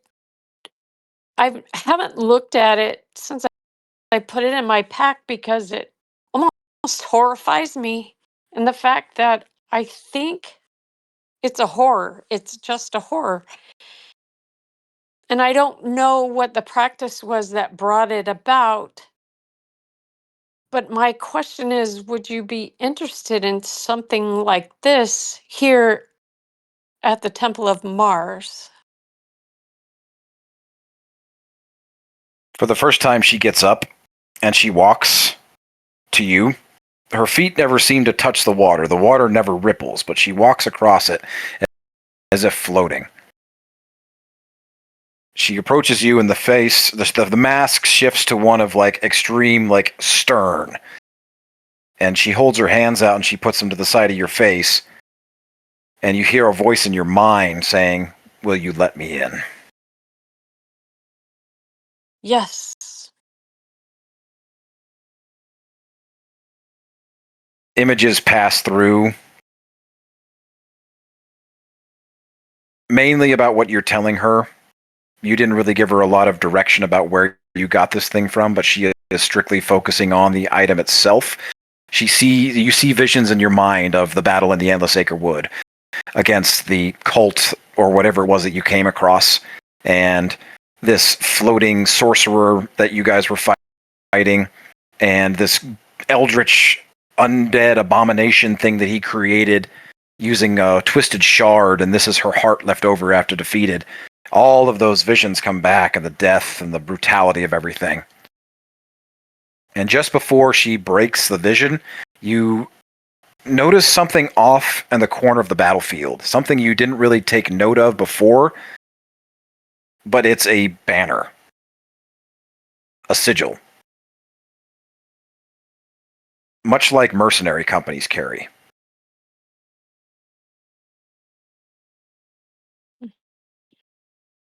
Do I recognize it? She tells you, brave effort bringing this here. I am sorry for the loss that you endured in order to make it happen. Hmm. You attempted to perhaps adopt a troubled spirit, and this item, it is truly cursed. Carrying it would have brought you nothing but misfortune. But sometimes items thought cursed are rather just misunderstood.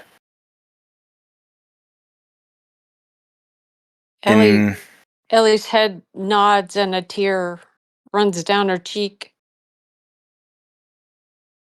Perhaps I have another troubled spirit that you could offer a home if you're willing, in exchange for this. Mm-hmm. I would be honored, I think is the word.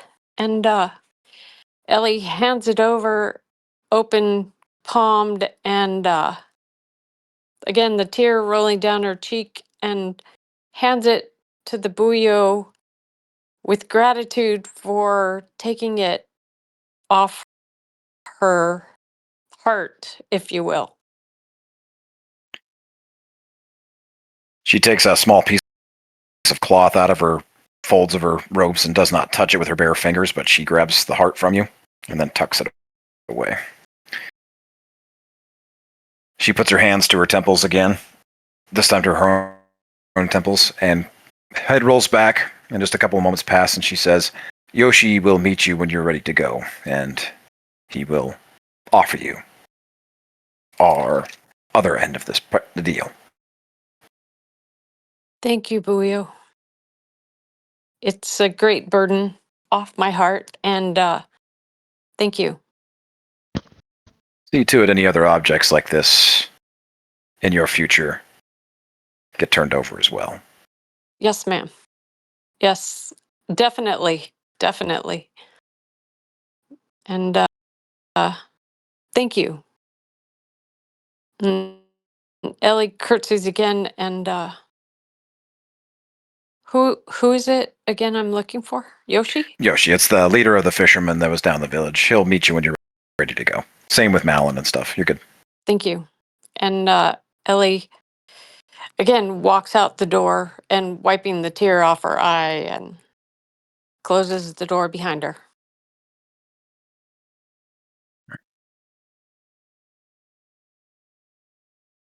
Do we want to take a quick break, everybody, before we continue? I was about to suggest that before. Yes, please. All right. Let's take a quick 10-minute break. It is 7:49 on my side now. Let's come back at a solid 8 p.m. my time. So 10 minutes from now. Good. All right, Thank you. cool. Cool. Gotta go. Thanks, everybody.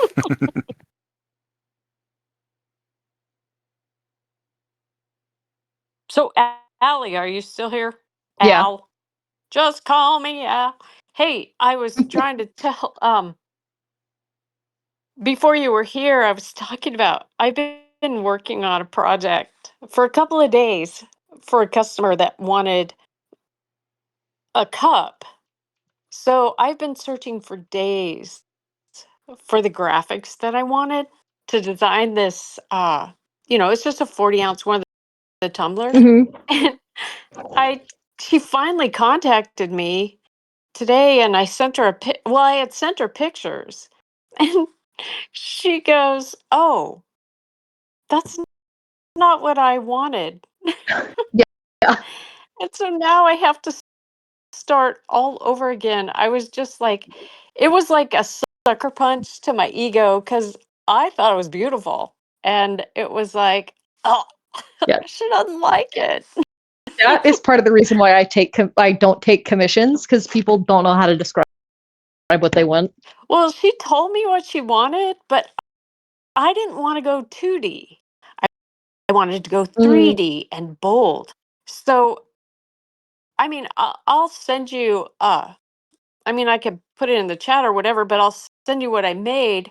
But I just was like, I searched for days Yeah. for these graphics that I wanted. And they were single graphics, and I had to put it all together and figure out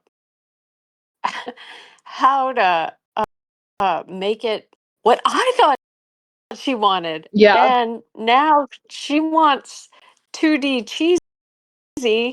And I was like, oh my gosh, now I have to start over again. I found the 2D cheesy stuff that I was like, oh, who would want that? Yeah. Apparently she does.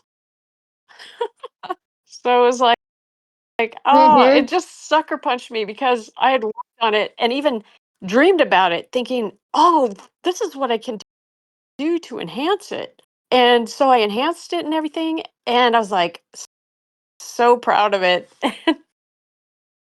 Nope. So now I can go back to the drawing board and use 2D images. It's like, okay. But anyway, it was just like a sucker punch where it was like, I worked on this Yep. thinking that you had the same vision as I did, but apparently not. So anyway, I just wanted to share that with you because it was like, oh Yeah. my God. Yeah, it's rough. Yeah, I truly am thinking, because it happened to me too, because I wanted to make something for my trainer because she's been really helpful in getting me back in shape. And I showed her a bunch of, everyone seems to want tumblers. Yeah. So I showed them to her, and she's like, no, all she wanted was a simple, plain colored one. I said, no design, no nothing. She goes, nope, just this color. And I felt defeated again. I was like, well, I could do just one color. I could do monochrome if you want. And so, but I was like all excited about these designs because I thought they fit her personality. Nope. Anyway, it's been a learning experience for me the past few days. But yeah, I'm like you. I'm thinking, do I really want to take commissions? Anyway, you popped in my mind. So there you go. Oh, maybe, I don't know. I'll just text. I don't know if anyone's interested in seeing it, but anyway, this is the ultimate design that I came up with. But I thought it was cool. But she didn't want pinups. Very apparently. cool. I don't But know why she wouldn't. Those are sick. Yeah, she goes, "Oh my gosh, no, I don't want something that looks like a pinup." I was like, "What? I thought they were gorgeous." So anyway, that was it. But I thought I thought all of Yeah, them were just Ursula's really gorgeous. cool. Yeah, and I was like, "Villain? You I think I say like that like it's a Cruella bad de Vil thing?" the best. Yeah, oh my gosh, I thought the Red Queen with the tattoo on her face, I was like, "Oh my god, all of them." I was like, "Ooh, which do I choose?" Oh, I choose all four. So anyway, it was just kind of a all right, but I can make one for myself because I like it. I'll give her the cheesy 2D. It's not cheesy. 2D is good, but I just thought that was gorgeous. So anyway, but I am going to go use the potty.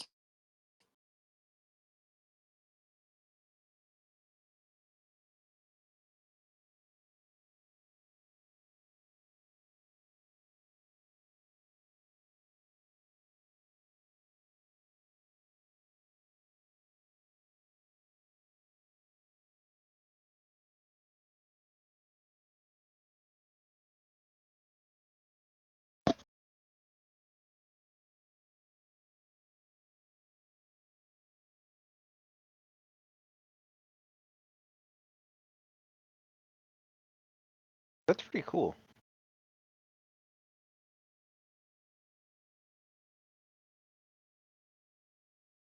Well, I guess Sherry's probably not here. What happened? Oh, the art that Sherry posted is really cool. Oh yeah, she had to go to the bathroom. So that's the Tumblr that she had originally made that the lady said no Oh, the one to. that she said looked like a pinup. I like how that looks. I like it too. There's a sass in each one of those villains that I have Quinn relate to. I feel like, especially considering what it says, it's a lot more fitting. Yes. Yes. I'm sad that Mark didn't want to fight me. He said no. I think a Smalls Quinn fight would be awesome. Every Like, time he hit her, I'd be like, "Wow, I can't believe you just hit your girlfriend." oh, it would be great. The commentary would make it amazing. For that alone, I think it should be done. Yeah, Yeah, I agree. I think the only two people who are more opposite in fighting styles would probably be Ellie and Maddie in terms of a matchup against each other. Oh Yeah. yeah, definitely. Yeah, because me and Smalls are definitely at opposite ends of it. I'd be real curious because he just tries to hit more times, and I try and dodge more times. So it'll be Yeah. interesting to see how it. Hello. Uh-huh. John, have you seen Megamind? Yes, I love that movie. I feel like it would be that fight between Megamind and Titan. Yes. Human ship. Stop moving. Oh, you're a villain, just not a super one. You're like, okay, yeah, you hit hard, but you should have some more flair with it, I think. You could look so much cooler while you're fighting, just saying. Like above the table, I can absolutely come up with some rules for like we've had PvP before. It's like if you guys want like a dueling thing, I can come up with some basic rules that we can have amongst the groups. Every time you have a long rest, if somebody keep it to like 1v1 and once per session or once per long rest. And if you guys wanted to test yourselves against each other, that would be a fun like bonding experience for characters and just like development of abilities and stuff. It'd be really cool. I just wanted Quinn to fight Smalls. All for it. It seems fun. Yep. Hey, spellcasters are gross. Especially when you guys start getting up at higher levels. Mhm. Like I said, and Malin, do not sell yourself short. I know Smalls is like, yeah, I didn't use a lot of my abilities and stuff. Like you put hurt on the biggest meat sack of this Mhm. group. So The fact that he even don't had sell to what you use did short. them, I'm still Yes. very proud of. Stone's endurance. He had to use his second wind. He had to use, he had to use his abilities. Yeah. You've seen Mhm. things he's had to use them against. Yeah, I know. Malin's kind of like, And you're still not you're still not 100% with those weapons yet either. So it's like we're still hunting down, one little Mhm. specific. You're trying to peek out on that one more thing, and then you'll get there. And then I got something juicy. Maybe we'll see. Oh, I love getting something juicy. Me too. Can't wait to see what Yoshi had. It's like, Oh, I know. Yoshi's just gonna have like a whole 75 stack things. of stuff. Just, Clever use of justice, though. It's like, yeah, I'm going to trade you a cursed object for something else. It was very good. yeah, that was pretty ingenious. I'm not giving up my cursed item. No. You're like, no, well, those are mine. that telltale heart has always scared Ellie. It's like, I don't know. Ellie, who likes have to see what's- Ellie, who likes knowledge, that thing is whispering to you, offering you secrets of esoteric knowledge, but no, you just never used it. Yeah, I didn't. She didn't. She was like, I don't what's think I the want whisper knowledge gonna this be? way. Yeah. Esoteric. What? No, just kidding. There's no wrong way to get knowledge. Quinn would 100% Obviously, you have to drink from the cauldron to get the I knowledge. was going to say, We all says know the guy that drinks from cauldrons and eats things. Yeah. Like I said, there's no wrong way to get knowledge.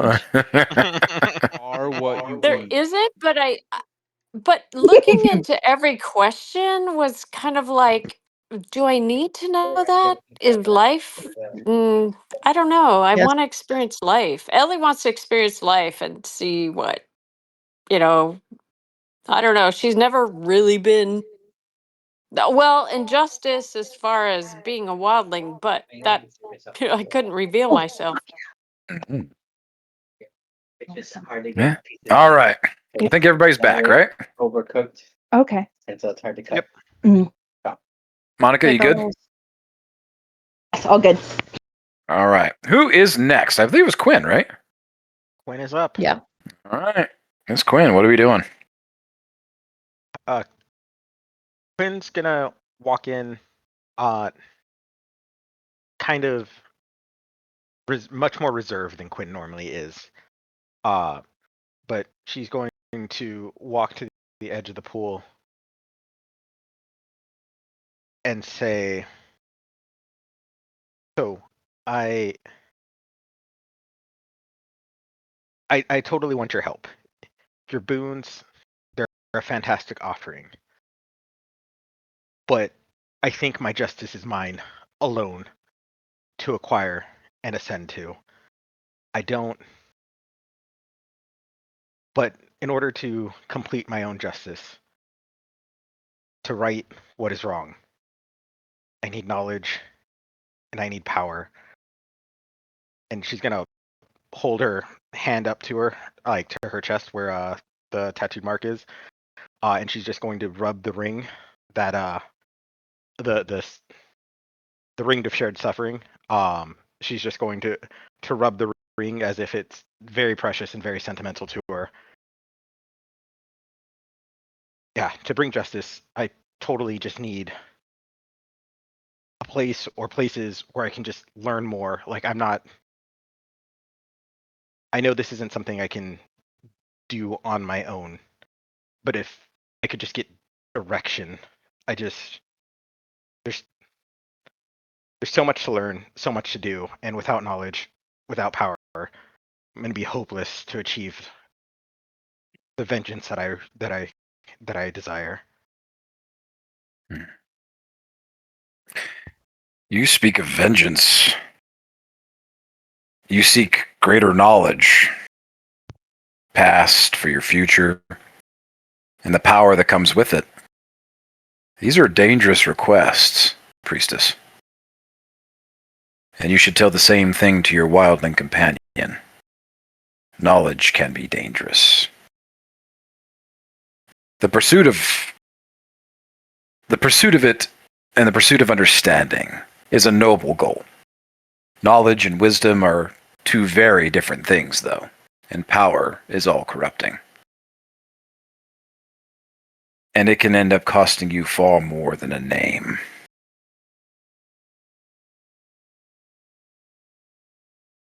Quinn's going to bring her gaze up to the mask and stare at the eyes, knowing it's a mask and she can't read anything from it, but she's going to strain, very studying, hoping to see something. What are you trying, like, saying something like you're trying to insight? Yes, like insight. Yeah, that's Roll me an insight. I'm gonna do this at disadvantage, though. okay. Perfect. I mean, I'm looking at a mask, so Yeah. At disadvantage. Oh, dang it! 8. Hard to read. But as you're trying to discern this, you're looking like directly into her eyes. All of a sudden, you notice that there's a little small wax sealed piece of paper right to your side, to your left. Take this. Give it to the Kaiser of Castle Wolfenstein. It's already on your way north. He'll let you into the fortress interior, and he'll grant you a tour of its tapestries. Maybe there you can learn more of power and knowledge, and perhaps begin to temper them with understanding.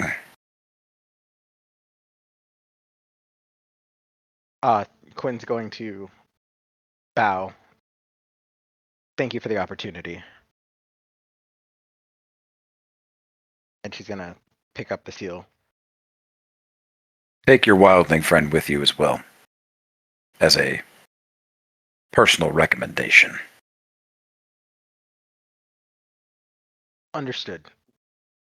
Quinn's gonna start to walk out, and she's gonna pause and turn and say, for all I've researched, understanding has never been part of the equation. You speak of understanding, but I've heard no other people speak of understanding the knowledge that I seek. Why? It seems like a wise choice. I will take your words into consideration as I move forward. And she's gonna walk out. Priestess, She pauses. if the people who understood the knowledge that you seek are no longer here to offer it, perhaps you answered your own question.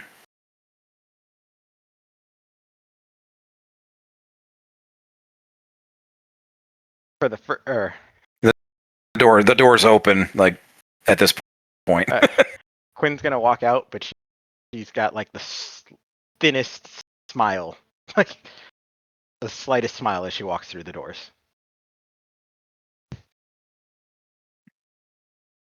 Next!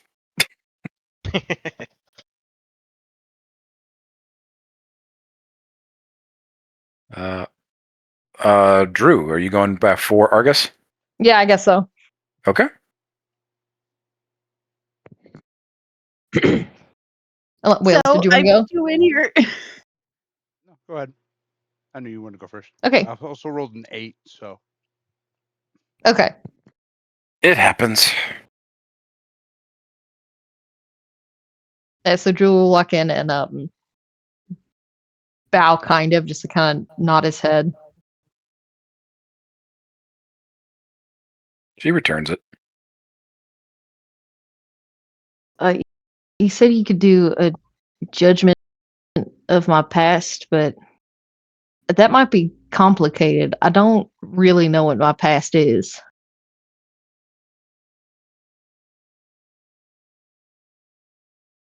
All I really know is that I carry so much guilt for something I don't remember, and I don't even know if it's my guilt to carry.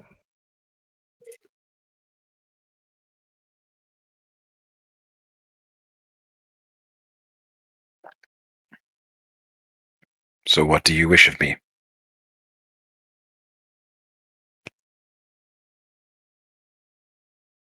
I get. Do you wish to understand your guilt?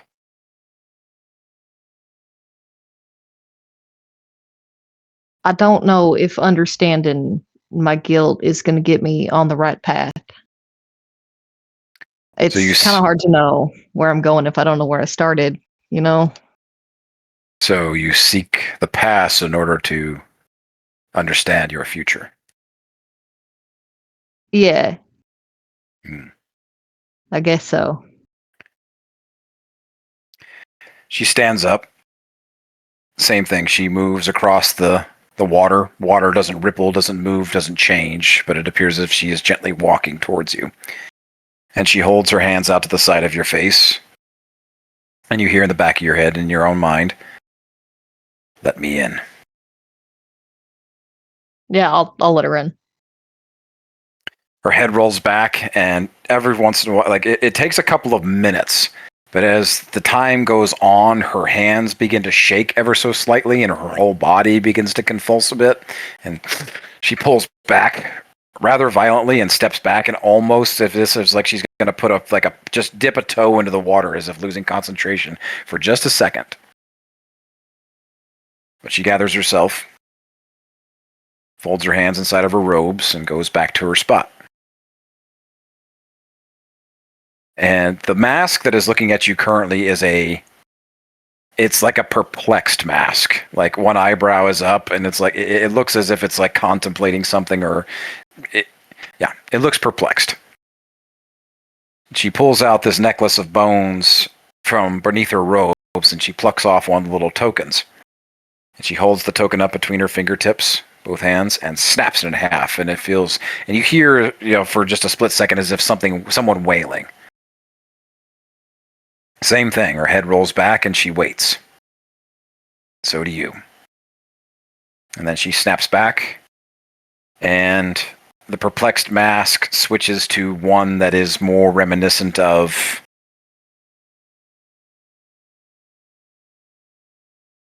it looks like sadness.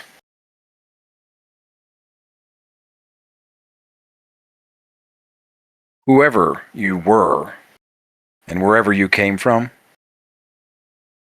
no soul wants you to know. And I see it in your very flesh that even the land itself refuses to tell you and refuses to help you. She points to your corrupted arm. We cannot lift the veil, Druidic. But you can. In repayment, I offer you this.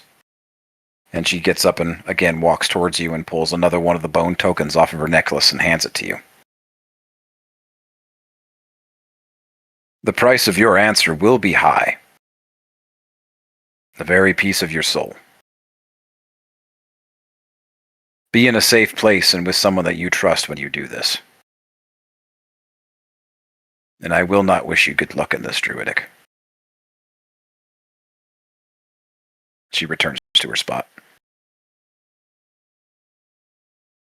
Thank you.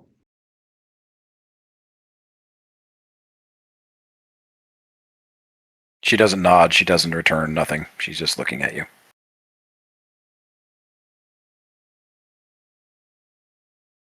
So wait, what am I supposed to do with this? He'll hold up the little bone.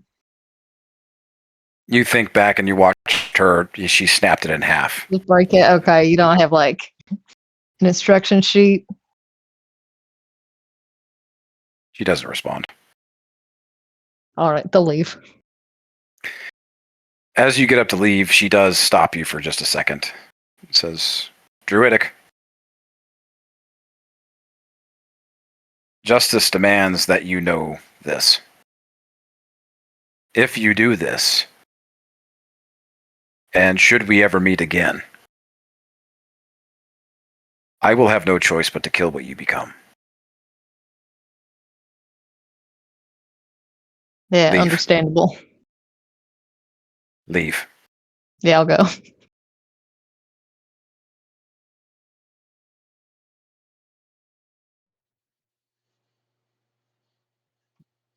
The door's open. Much less wider for you in this instance, but they do open.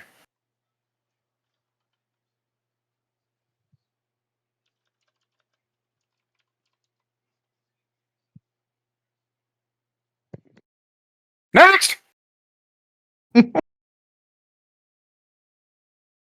I'll go since I rolled an 11 and Argus rolled 8. Pico. Pico puffs up his feathers a bit and walks through the gate. Goes up to them and basically does like a pat pat pat on his chest like a gorilla would. Be like, "Hello. I just got here. I've traveled around, I guess. Been pulled around, I guess.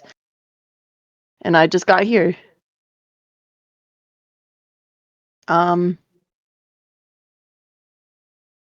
My main question would be, with all these pullings and comings and goings, will I ever find my family?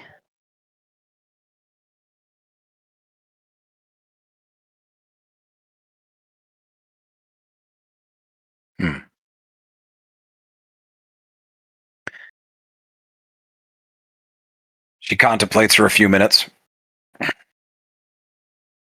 Like, the mask that's looking at you is the perplexed mask. It has like one eyebrow raised. It's like they're looking at you as if like studying you for a second. And she pulls off one of the little bone tokens, snaps it in half, and waits for a few moments. It's not even a few moments, actually. It's maybe a moment at most. She responds, "Ask yourself this, far traveler. Are you seeking your family, or simply a family?"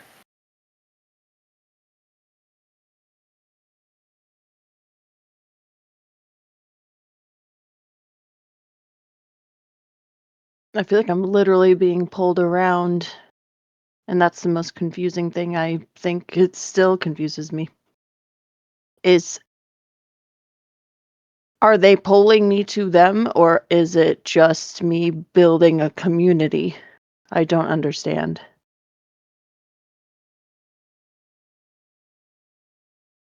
What would you like it to be? Before you answer, though, you should know that our spirits say nothing of you, or those that you seek. That does not mean that they're not here. We can't help you go back, but perhaps we could focus you forward. You're here for a purpose. You should walk it.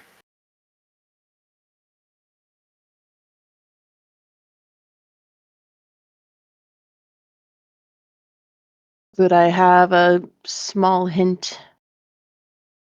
Possibly. When your purpose is fulfilled or your time is done, you'll move on, as you always have. But my visions show me that your feathers will be left in a great snowy graveyard to the north. I see a lightless room undisturbed for a millennia. Then I also see a great obsidian ziggurat to the south. But there are countless feathers there, not just your own, stained with blood, under a red moon. Both visions, though, are silent as the grave. All but one voice. One voice shouting from the sky. Remember who you are. I feel my chest puffed up even higher. All right. And I can't help myself but go caw really loud. Like a rooster just saw like the brightest sun in the morning sky. Everybody outside, you definitely hear this rooster cook. you hear Pico just going nuts in here. What's going on? Did you hear that? What the? I give him another like chest pat, and I go, "I'll gladly take this. Thank you." Gives you a little nod. Doors open wide. And I strut outside. How's Pico feeling? It's just got the swagger. Got this swagger glow about me. My feathers are all nice and regal. It's just like, oh man, that was better than coffee. Next. Wow, Pico. You look awesome. Argus goes ahead and walks forward. I chest thump a bit, Ellie. Argus goes in. Okay.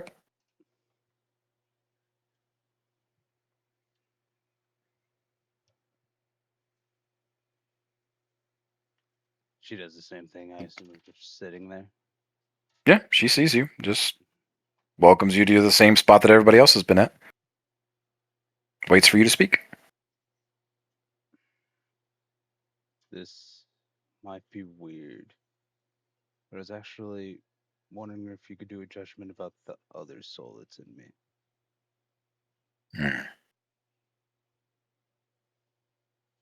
She gets up and moves across the water, undisturbed.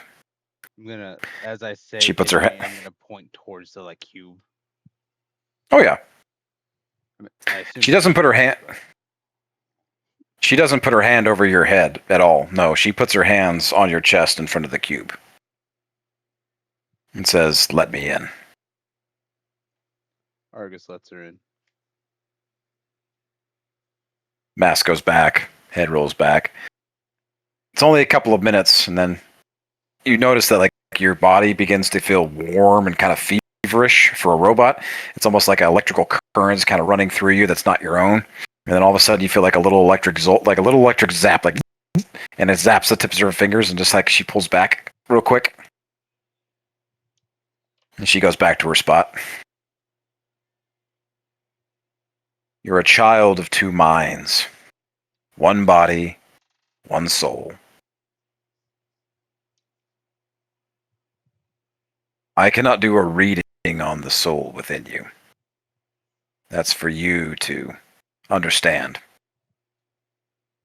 If you ever seek, though, to separate or copulate or eviscerate the other one, or perhaps even each other, you should seek out Dr. Hans. He has a clinic in Marsenstein. He's helped others of our kind before. And I see no reason why he should stop with you. Beyond that, the spirits, they only tell me of fire. Fire inward, fire outward. Beyond the doctor, you should seek the flame, like a moth. You will not burn.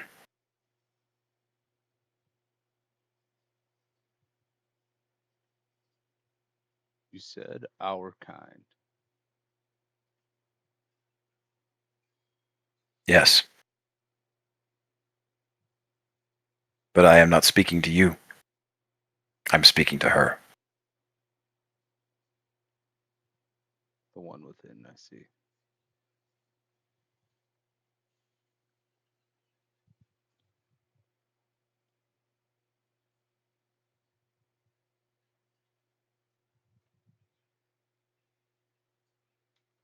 So seek Dancer Hans and his clinic, and then proceed to seek the flame.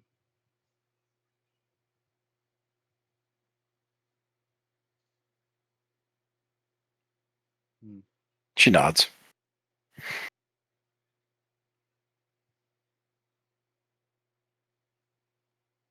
Anything else I need to know? Anything else is for you. It's your choice.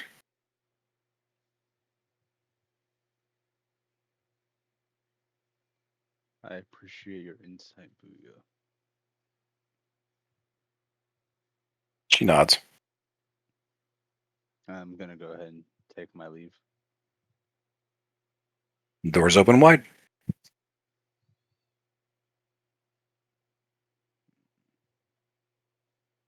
Next!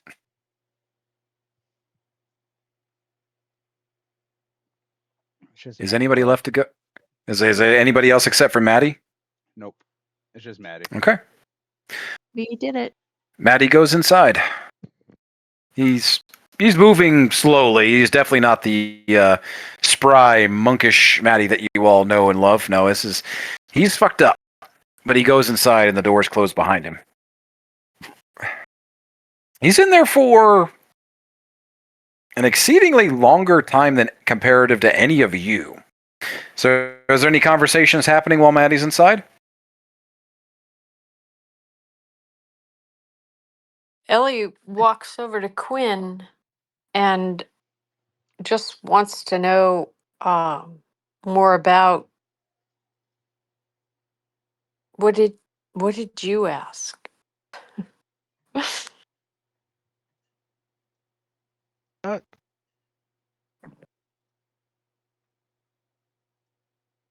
Sorry, am I off mute now? Yep, you're good.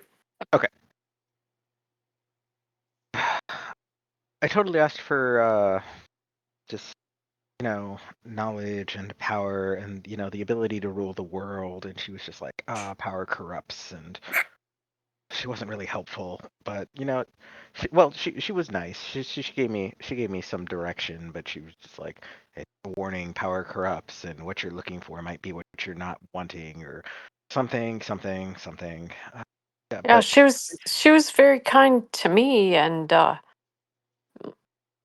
she made me see things that I wanted to put out of my memory, but she seemed to know who I was. I was trying to evade the whole issue of who I was, but she seemed to know me deeper than anyone. I think she saw through me too. She totally knows you're a wildling, though. She and that.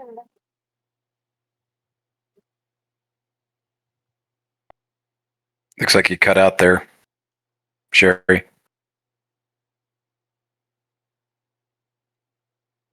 everybody hear me? Yeah. Yeah. Oh, I was Sherry, you on cut out. mute. All of a sudden, my thing muted. Weird. But she saw me for the wildling, which she saw it in my memory, Interesting. and I was because I was trying not to give too much information. So anyway, She referred to me as priestess, which was immensely curious, but she seemed to know what I wanted. Luckily, I don't think I had the experience of her in my head because, lots goes on up there, and it just things oh, might have gone do I bad. know? I understand completely what you're saying. It's like trying to block out memories is difficult, but Yeah, we'll totally see what happens. I've got this scroll, and I need to request the presence of some guy in a castle, and he's going to show us tapestries, and you should totally come along. yeah, oh man, I love tapestries. That would be so cool for me. But yeah, I just want to see. I want to meet with Yoshi because she said he had something for me that was interesting. Yeah, all I got was a scrap of paper, which I'm sure is important. She is going to carefully tuck the paper into her books and stuff. Nice. And Ellie, you have the image. I messaged you the banner that you saw in your memory that came back after all the chaos and everything that was going on during the fight. Nobody really took notice of what it was in the battlefield, but now that you've had a moment to, you're seeing it through your memories, and as Buyo Uso was going through everything, there was a banner there on the battlefield that you now have etched into your memory. Yes. So Yes. you'll hang on to that. Okay. Definitely. Can I check on Drew? Sure. I imagine he looks very sad when he comes out. Definitely very deflated. I'm gonna go up to him and be like, "Hey, did everything go okay? Were they not able to give you a boon?" No, I got what I asked for.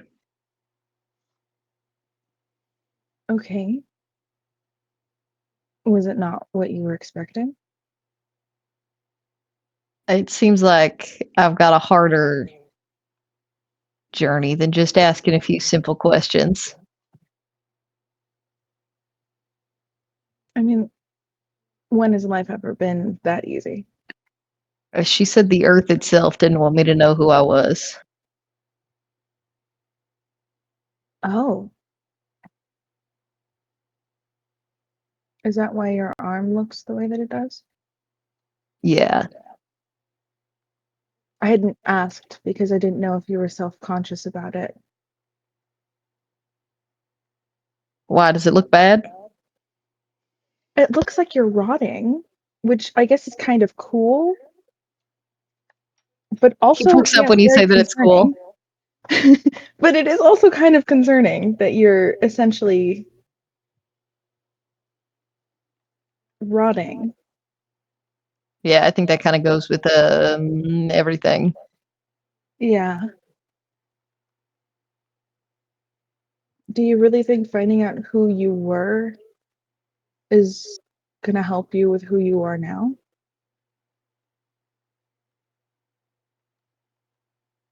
I don't know.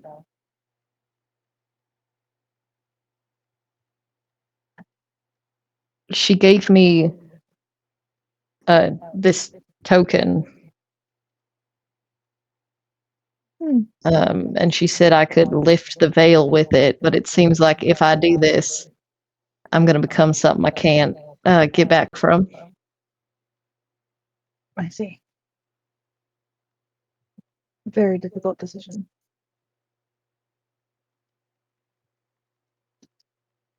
Well, whatever you do decide, please know that you can always talk to me about it. And if I can be there for it, I'd love to support you.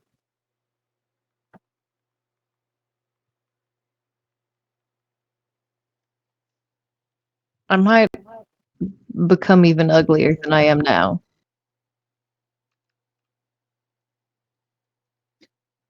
I'm going to be completely honest with you. I don't think any of my metamorphoses have made me any prettier either. So I don't think change is supposed to be pretty.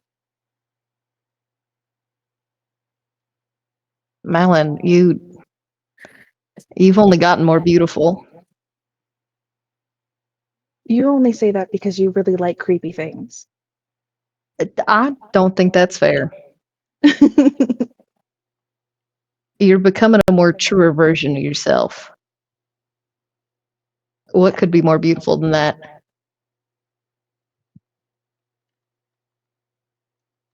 Would discovering your past make you a more beautiful version of yourself? Internally, not externally. I don't care about that. Truly do not know.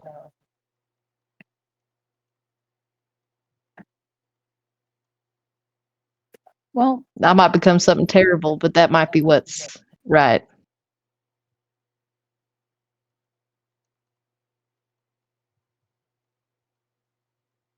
I mean, I've had those thoughts too. I'm pretty sure that if I go through another metamorphosis, I might end up becoming something so much more terrifying. I can't tell if the changes that I've made have been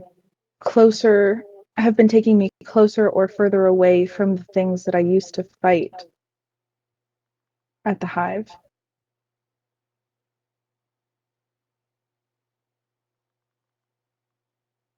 But if Well, you are you going look. to be hunted, I'll be hunted with you. I don't want that for you. It's fine.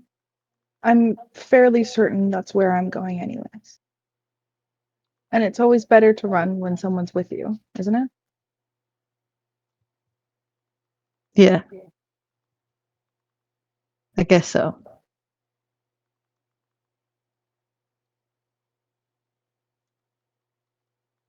I'm going to give him a really, really long hug. Yeah, I'll hold you pretty tight. And then I'm going to, when we pull away, I'm going to go, by the way, I can make poison now. Oh yeah. Oh hey. Just- And just as you say that, the doors to the doors to the temple swing open, and out comes strutting Maddie. He's got a little bit more chipper in his step. He's feeling pretty good. He's got a smile on his face now. At least he's still walking like he's in a lot of pain. But the wolf hide is still firmly on his head and shoulders. Mhm. Hey, everything's fine. Inquisition's not going to be a problem. Ellie, I just want you to know you did absolutely nothing wrong, and everything's going to be fine. Oh, thank you. What? Can you expound on that? I don't. Nope. Let's get a drink. And he Okay. starts walking out the temple. Shit. Okay. Is that everybody? That's everybody. Is there a tavern here? You guys all start making your way out of the Temple of Mars proper and down the walkway back to the village of Sandholm below. The place is abuzz. Like, people are like chipping away. You know, the ice and stuff, and the storm is kind of melted away. Everybody's kind of getting back to their daily grind. There's a lot of people that are kind of like they give you a little like a gentle shout and a wave. Like, it's very friendly and cordial as you all come back. But everybody's extremely wrapped up in what they have going on in terms of their work and their business, and it's like getting things. Seems like they're getting things ready for something. But other than that, you guys make your way down, and it's still midday or so. You guys make it over to the giant barn that you almost half demolished with Quark and Pico back before you guys set out. It's been fully rebuilt, even just in a couple of days. The support beams have been rebuilt. The planks have been reset, and Quark is cooing loudly as he sees you all. He's kind of like wagging his tail feathers. He's really excited seeing all you walk up. And Yoshi is there, along with several other tenders, and they've got your wagon all geared up. Quark is fully outfitted. He is ready to go, but kind of seems like everything's loaded up here for you guys. So, can we approach Yoshi? Yeah, he's waiting for you guys. So Ellie walks over to Yoshi and extends a hand. Says, "The Buyo asked us to see you after we saw her." Yeah, she told me. Don't worry. Here, let me get your things. First, he comes over to Malin. Malin. Yes. He hands you this. Just a second. Let me find the description here.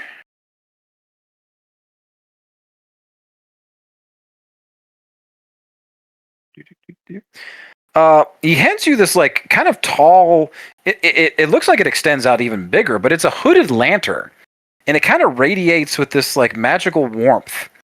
And he goes on to explain that when it's lit, the lantern burns for this 30-foot radius for not only dim light, and he also extends out for an additional 30 feet for this dim light, but when it's outfitted with a thermal cube, the magical flame inside heats the area for 30 feet to a comfortable temperature up to 95 degrees Fahrenheit, protecting creatures from the effects of cold weather and reducing the need for heavy, cumbersome cold weather gear.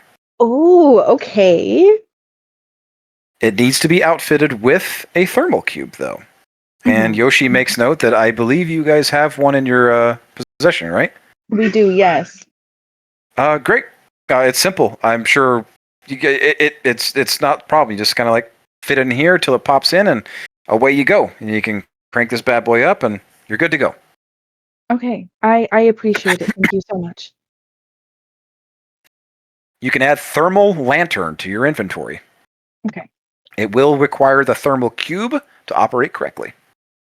gotcha. But it has its full description there if you want to go through it. No identifier or anything necessary. He goes into fully explain what this is, so you have the full description ready to go. Okay, awesome.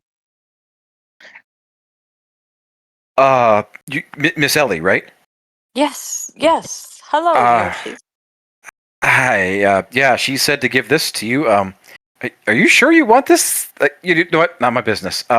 He goes into a box and he kind of like gently reaches in and he pulls out something that's kind of wrapped in like a heavy woolen blanket, and you hear something underneath going. She said to give this to you. And he begins wrapping. He begins pulling away gently the big hide, and underneath it is this extremely elegant looking purple and gold cloak. Oh, that is so beautiful. But at the center of it is a giant gaping mouth full of like little pointed teeth, and it's going. Cool. That's so cute. I'm sorry. I just think it's adorable. He hands it to you. Do you take it? I do. I do. It immediately begins, like as he gently hands it to you, it immediately like kind of calms down, and rather than going it's like normal chittering and chomping, it just kind of goes and settles in with a big smile. And Ellie just strokes it like she would a puppy because it's purring. oh my gosh, this is so adorable. What what is it exactly? It's something that a group of adventurers turned into us years ago. They thought it was a cursed object, and it's not. The Buyo was fond of calling it just misunderstood. And I will call it that. I will say misunderstood. You can add Mimic Cloak to your inventory. Mimic. M-I Cloak. All one word. Oh my gosh, this is so cute. I love it.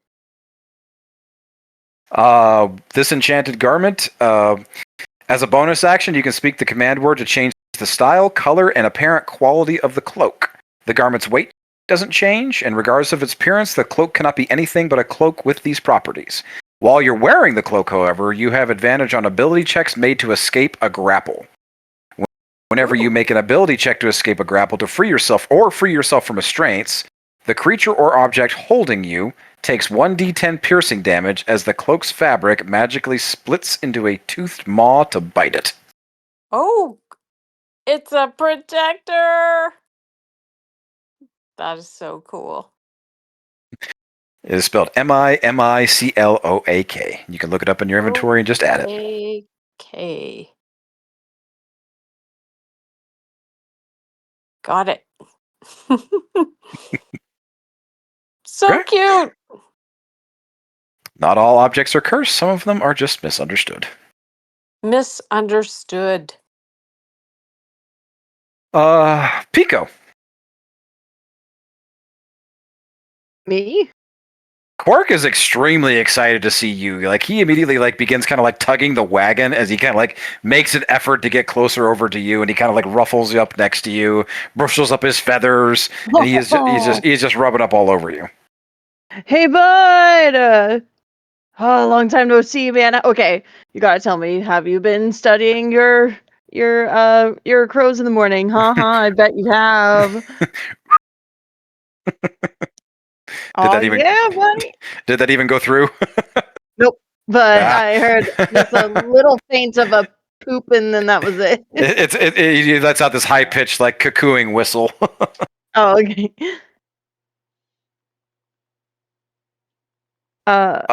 You immediately remember something though, if you want to share it with the group.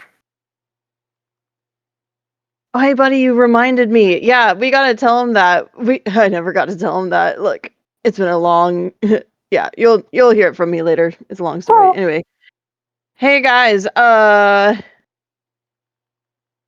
Pico has something to say. I hope everyone's listening. Is everything okay? Okay, cool. No, everything's swell. Quark, our little bird person here, bird guy. Mhm. He's my distant cousin. I think I told you that before, but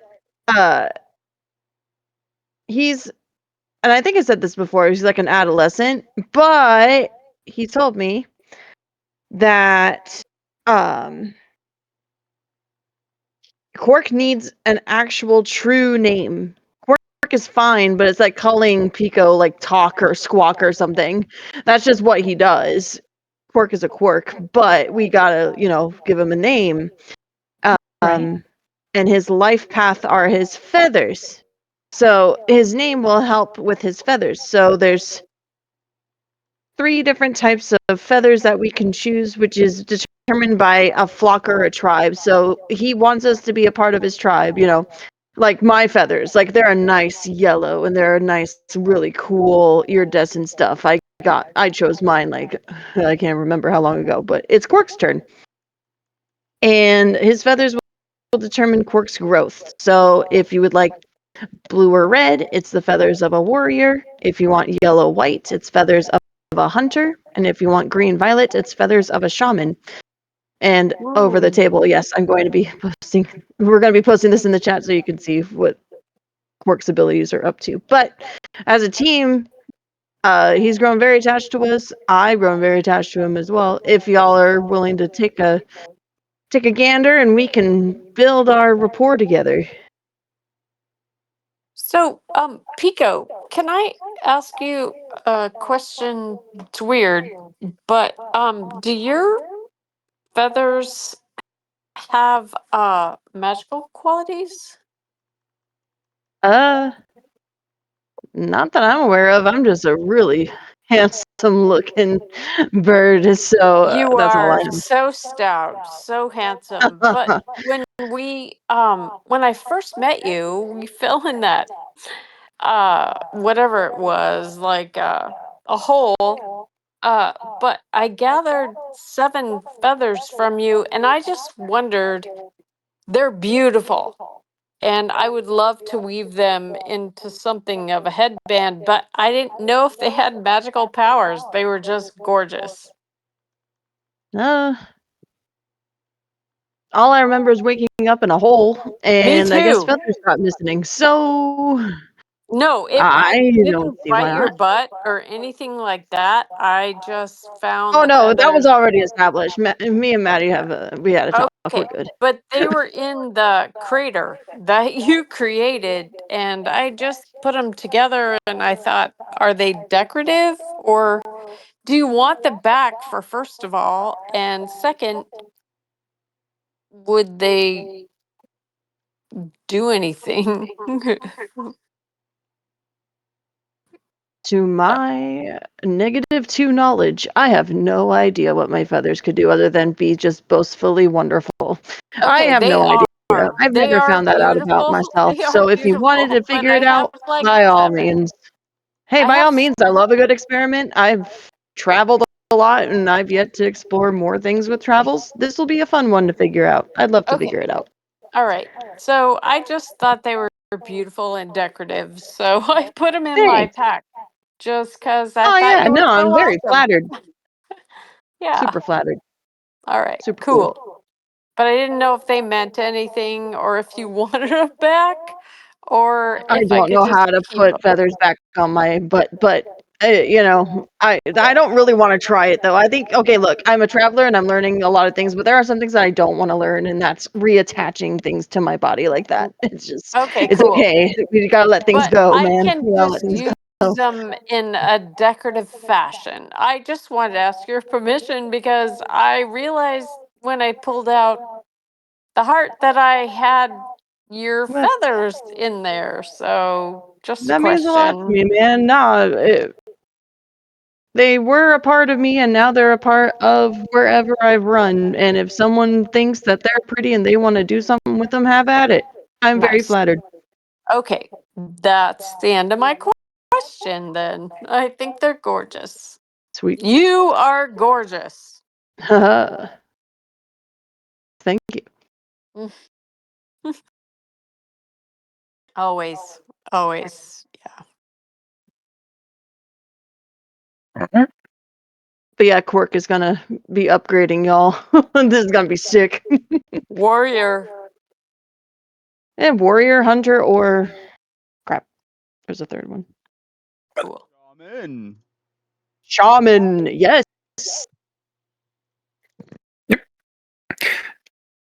Next long rest, I was like, okay, so is there anything else going on here while you guys are kind of gathering your things? It is mid-afternoon, getting closer to the evening. You guys have a choice here. It's like you guys did have a late start, with taking things slow in the morning over at the lodge and then working your way down. You spent the afternoon talking to the Buyo. You guys could head out now, or you could spend a night here again. Outside, like you guys could, basically take everything outside of the walls of Sandholm, kind of get everything together, and take a long rest before you begin the journey proper north towards Castle Wolfenstein. So we Ellie is asking, we do have a place to stay, right? Because we can't get room and board. We have to be invited. Yeah, you'd have to be invited to stay with the folks, but if you didn't want to, if you're not wanting to put anybody out, you guys could easily camp outside of Sandholm and just have all of your gear ready to go. That way you could set out first thing in the morning. It's like there are camping grounds right outside of the city, of the township. It does sound good to get whatever long rest, other things that we wanted to get done before we head out again. Right, exactly. I agree. But I think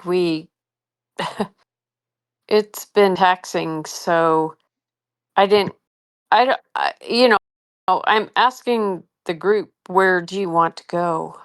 I'm good anywhere. I mean, shoot, Malin took an awesome fight recently. I wonder if I'm sure Malin wants to make sure Malin's A-okay, tip-top shape with Smalls. You both did such crazy training this morning.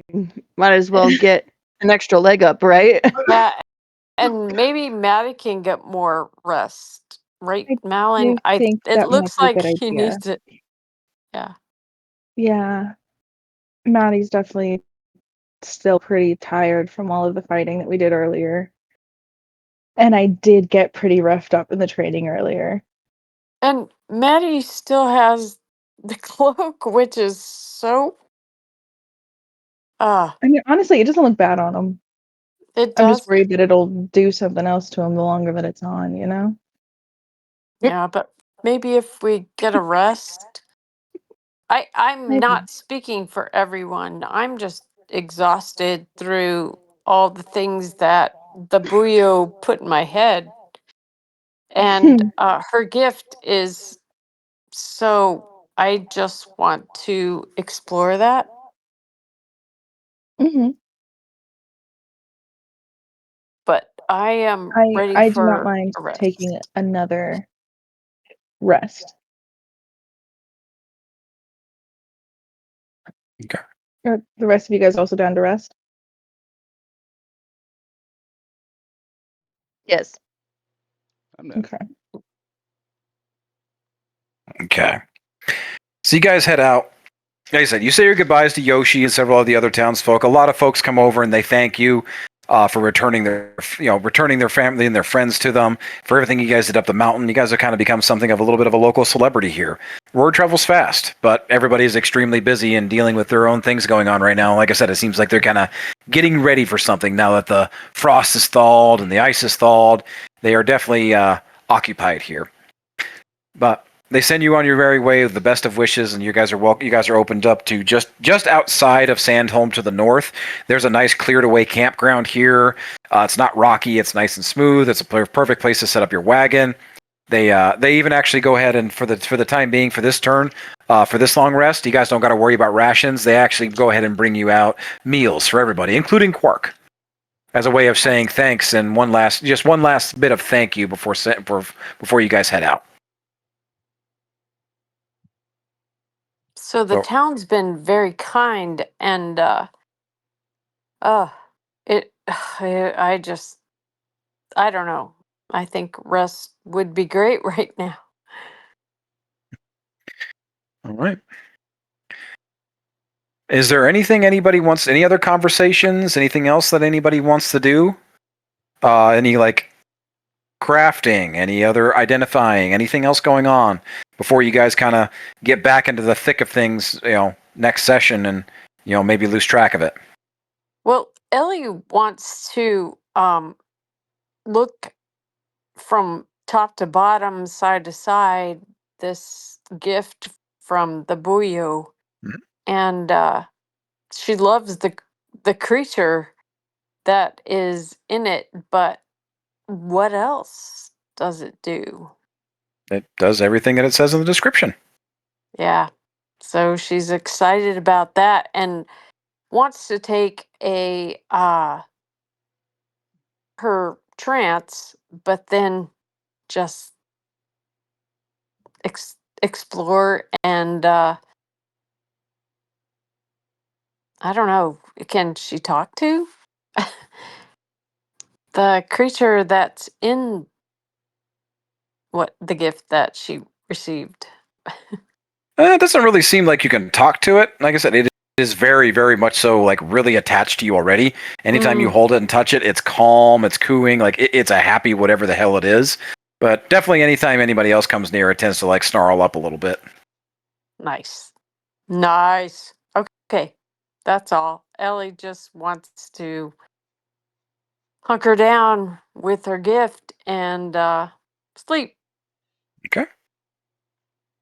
Anybody else? What's going on? I don't remember if it's Argus or if it's Quinn who have the the thermal cube. I think it's But Quinn. I'm gonna go up to Quinn first. Be Hey, like, babe, what's hey, do you still have the thermal cube? This thingy, and she's gonna pull out the cube. Yes. So, what I asked for, as a boon was, something to keep us warm while we're traveling. And they gave me this lantern, which is super cool. I love the pattern on it. But they said that it would work better if we put a thermal cube in it, and it has like a specific slot. So I was just wondering if that would be okay with you. I mean, yeah. Like, are we just gonna attach the lantern to the cart, or is it just? We Somebody gotta definitely hold can it? attach it to the cart. Um, I'm like 95% sure that there is a little hook that we can put it on. Okay. Well, I mean, and hopefully we can take the cube out when we need the cube, because I'm sure lots of things use thermal cubes. Like they're Right. totally the Yeah. rage. Yeah, sure. Um, Hold on. Here you go. okay. Let me give this to you. All right, you can add it to your inventory. I'm taking it out of mine. Okay.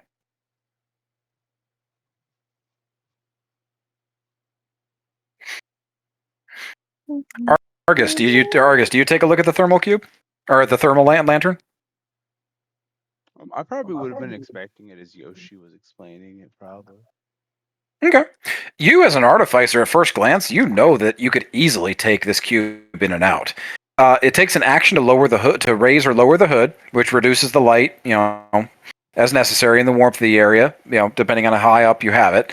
The thermal cube can be removed and installed easily with a DC 5 Tinker's Tools check, or perhaps even swapped out for a similar functioning device, altering the element emitted. Good. Might be versatile. Might need to do some tinkering. As an artificer, you would you'd be able to see that. Ironically, on the other end of this, I forgot I have replicate magic item alchemy jug. Okay. It just allows me to infuse a pot with the abilities of an alchemy jug, which I would just be using it for the cook variant of it, which gives me access to oil, mayonnaise, and a few other things like that. Okay. I'll let you make your cooking checks. Because I don't think you need to make any rolls to create that item, right? You just need the raw ingredients and magic. I literally just need a pot that would take the vessel shape, and then it would replicate the functions of alchemy jug, which is it fills itself Okay. with the substance. Cool. Go ahead and put an alchemy jug in your inventory then. That's just one of Jo- my infusions. I probably figured that Yeah. out staring at Maddie's horn a lot. Yeah, definitely. A similar item. No, I like that. Yeah, after watching the properties of the horn and everything else, yeah, I would definitely say you'd be able to create something like this, no problem. Which, when he gets back, I actually have an item to give him for his horn. There you go. Because I have a potion Can of I- Hill Giant Strength still. Okay. Could I possibly also investigate the ring of warmth that I got before? Sure. What would you like me to roll? Nothing. You guys cast and identify on it. You know everything about it. Oh, that's right. Cool. I forgot Quinn, about that.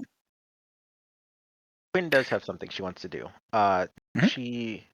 Since we're by the cart and everything, she remembers she was tinkering with the cart before and found some locks and compartments that she was trying to understand.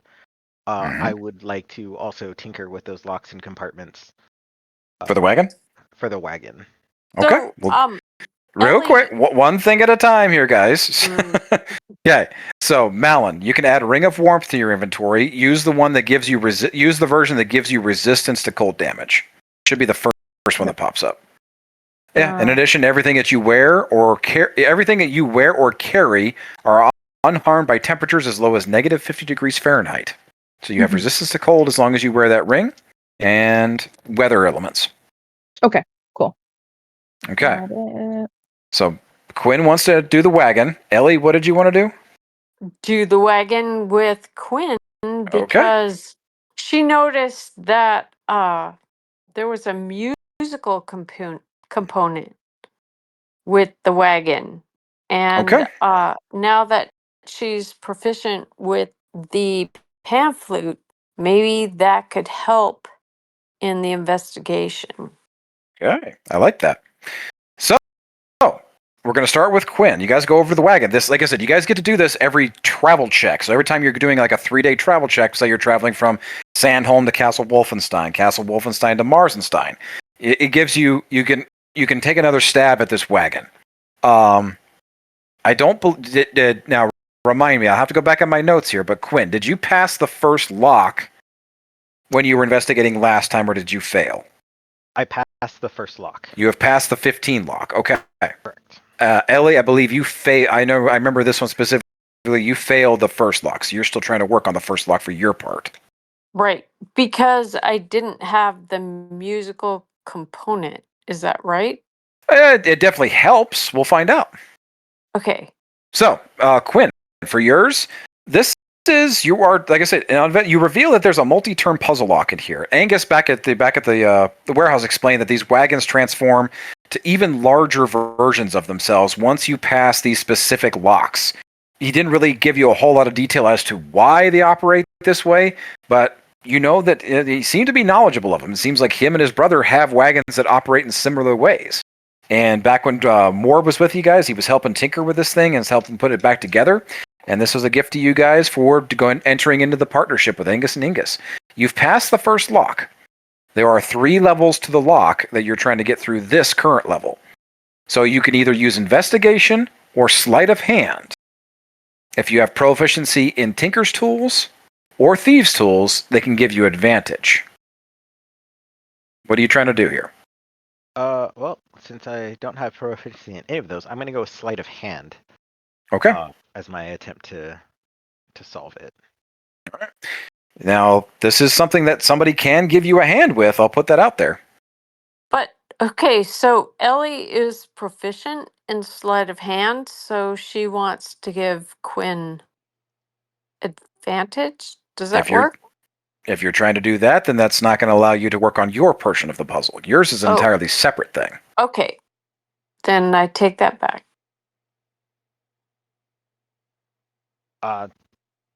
So, okay. Think everyone's probably pretty busy. I just went ahead. Smalls isn't here, but he is proficient with sleight of hand of all things. Really? Yep. That's surprising. All right. Well, I'm gonna drag Smalls over, and in a way that Quinn would drag somebody who she's not dating, to come help her with something. Okay. Feigning He does not have the tools proficiencies, but do you want me to roll for him on the app? Yes, please. Okay. You're looking for a DC 20 on this one. He has a +5 to this. So let's find out. 24. Those big hands are rather deft.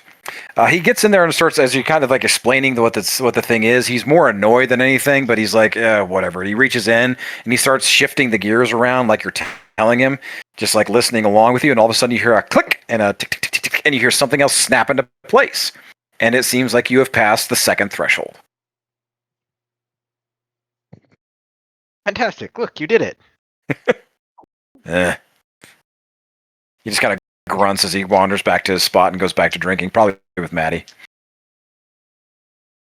Quinn's gonna wander over to Ellie's side of things and be like, see, he has the perfect size hands. It's good. Beautiful. Okay, whatever. Quinn, keep track of these, though. You have passed the second threshold for the medium lock.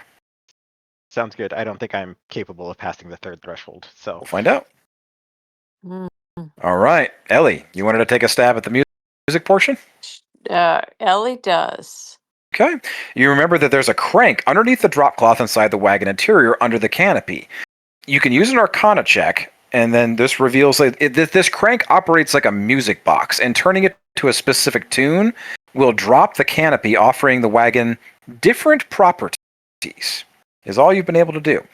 Given its musical nature, having proficiency in a musical instrument or Arcana will give you advantage on these rolls. Okay. So, you're going to want to be rolling Arcana, and you're rolling with advantage. You're trying to beat a 15. You are working on the first set of locks on this. Right. First roll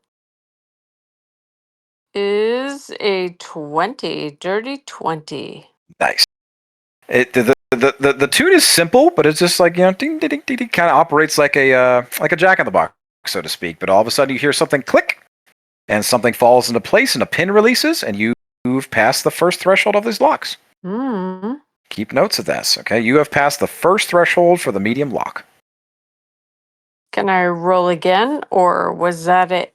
No, that was it. But that was my. What if I get better? You said advantage? Does it make a difference? You rolled with advantage. But I only rolled once. Yeah, so you only get every travel check. You get a stab at unlocking one of these locks. So you don't get to sit there and keep going after it. There we go. Okay. Just checking. All good. All right. So click, click, click. Anybody else? What else is going on here? Real quick, Ellie and Quinn, well, you guys are kind of working together here. Ellie, I would say like something sparks in your memory, or like not in your memory, but something like just interests you all of a sudden when Pico was talking about Quark and that he's like a distant cousin and all of that kind of stuff. Like something intrigued you and you wanted to look it up. And go ahead and if you want, if Quinn's there with you too, I'd say both of you can either make a religion or a history check, or one of you, if you're both proficient in one or the other, you can give each other advantage. I'm more proficient in history. I am proficient in religion. So I have a +3 to religion. Okay. I have +5 to history. Okay. You can both roll, like one of you can roll religion, one of you can roll history then, if you're not both proficient in the same skill. Okay. Perfect. And let's see what happens. And you are using your primer for this. Yes. So but the primer is not attuned, so I have a luck check, so it's a 16 in I got history. 18 in religion. Not too bad. Both of you? Okay. On those two checks, you guys going through the primer and kind of like working together through this thing and your kind of collective knowledge of history and religion and what you guys remember from your, very two different upbringings, you realize going through the primer that Quark belongs to a semi-intelligent avian race. Ooh. They're native to the reservation lands, which are lands that are in southern Trinimark, the southern part of the country.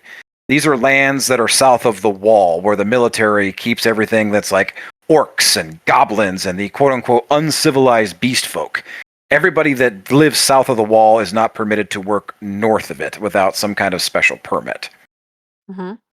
Natively, though, these birds, this race, were called Quetzals. Oh. Their literal translation means roughly precious. Yeah. Sorry. Quark is so large, like what Pico was describing. The reason he's so large is because he's never molted his feathers. His species continues to grow and grow through their adolescence until they until they're performed with their maturity rite, which is what Pico was describing. You have to give him his feathers. Without the rite, they can grow until they literally suffocate, overgrown in their own feathers. There's few scholars who know anything about the reservation race's history, specifically, before something that's mentioned as the Crusades of St. Chadwick, that would tell you that these birds were actually considered sacred by the ancient empire. The empire that existed in these lands before the age of the dukedom and the Trinity Church. Wow. So, a little fun history for the two of you that you kind of collected together. Awesome. Totally. All right. So that's for Quinn, Ellie. We're good for the night.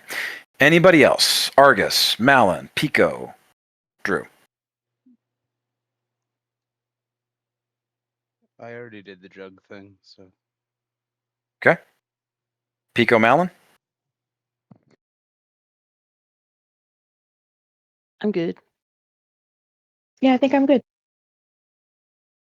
Drew. You wanna? Well, I wanted to go through the primer, but I guess we can do that later since she just went through it. Take a Can I stab at this talk to- token. Uh, Or are you gonna hold on to it for a while? I think I'll hold on to it. Okay. Could I try to talk to Dion though? Sure. So I'll kind of move away like from the rest of the group. As you do. But I'll sit down, and I'm gonna put my fingers just below the eyeball, so like with the fingertips resting on like the bone of his eye socket, and pushing just very gently in. What happens if I rip this out?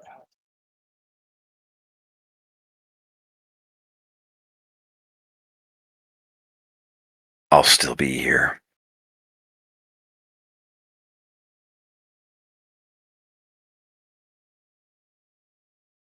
Could I get you your own body?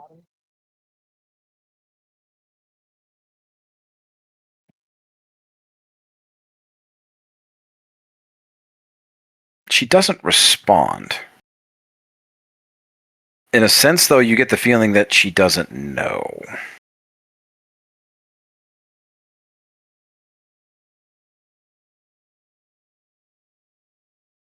But you have like a slight headache in the back of your head. It's like you get the feeling that she's very frustrated at a question like that.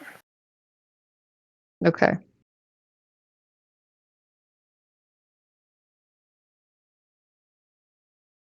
I don't want to keep you captive here.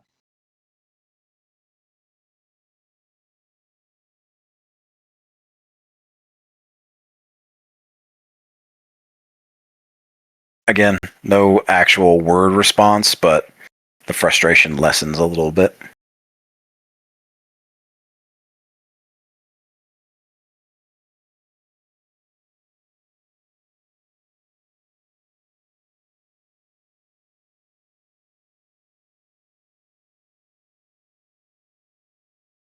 I want to be friends again if we ever were, but I know you're mad at me, and that's fine, but I don't want you to hate me.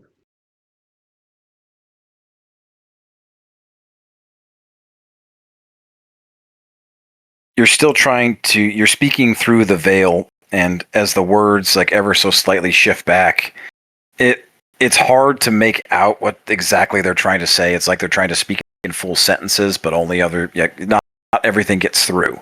Mm-hmm.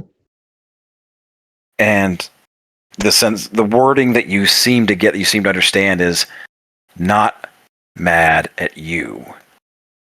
You are mad at yourself. What are you so afraid of? Are you going to run away again?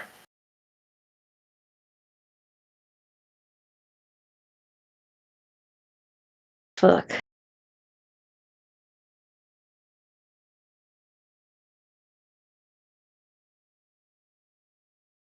I'll take out like the bone token and kind of just like toy with it.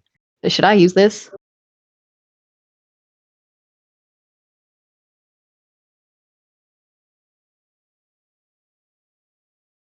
You only get one other word out. It feels like it's starting to kind of like the veil is getting thicker, and it's like it's hard to communicate with Dion over a long period of time. But Yeah.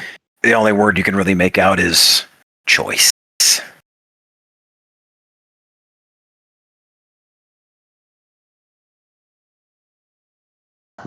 Yeah, okay.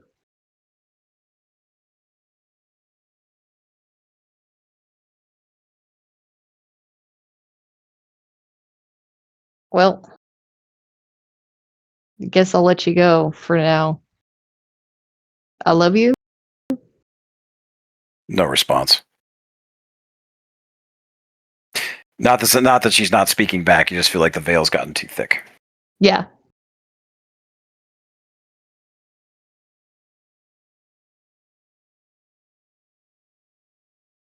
I'll head back over to camp. Okay. Put the token away for now. Yeah. Okay. Is there a way that I could like put that on a necklace or something so I have it like on my person? Sure, no problem. Cool. You can thread it through. It's designed to be threaded through something, anyways. It seems. So. Okay, cool. All right. Anything else?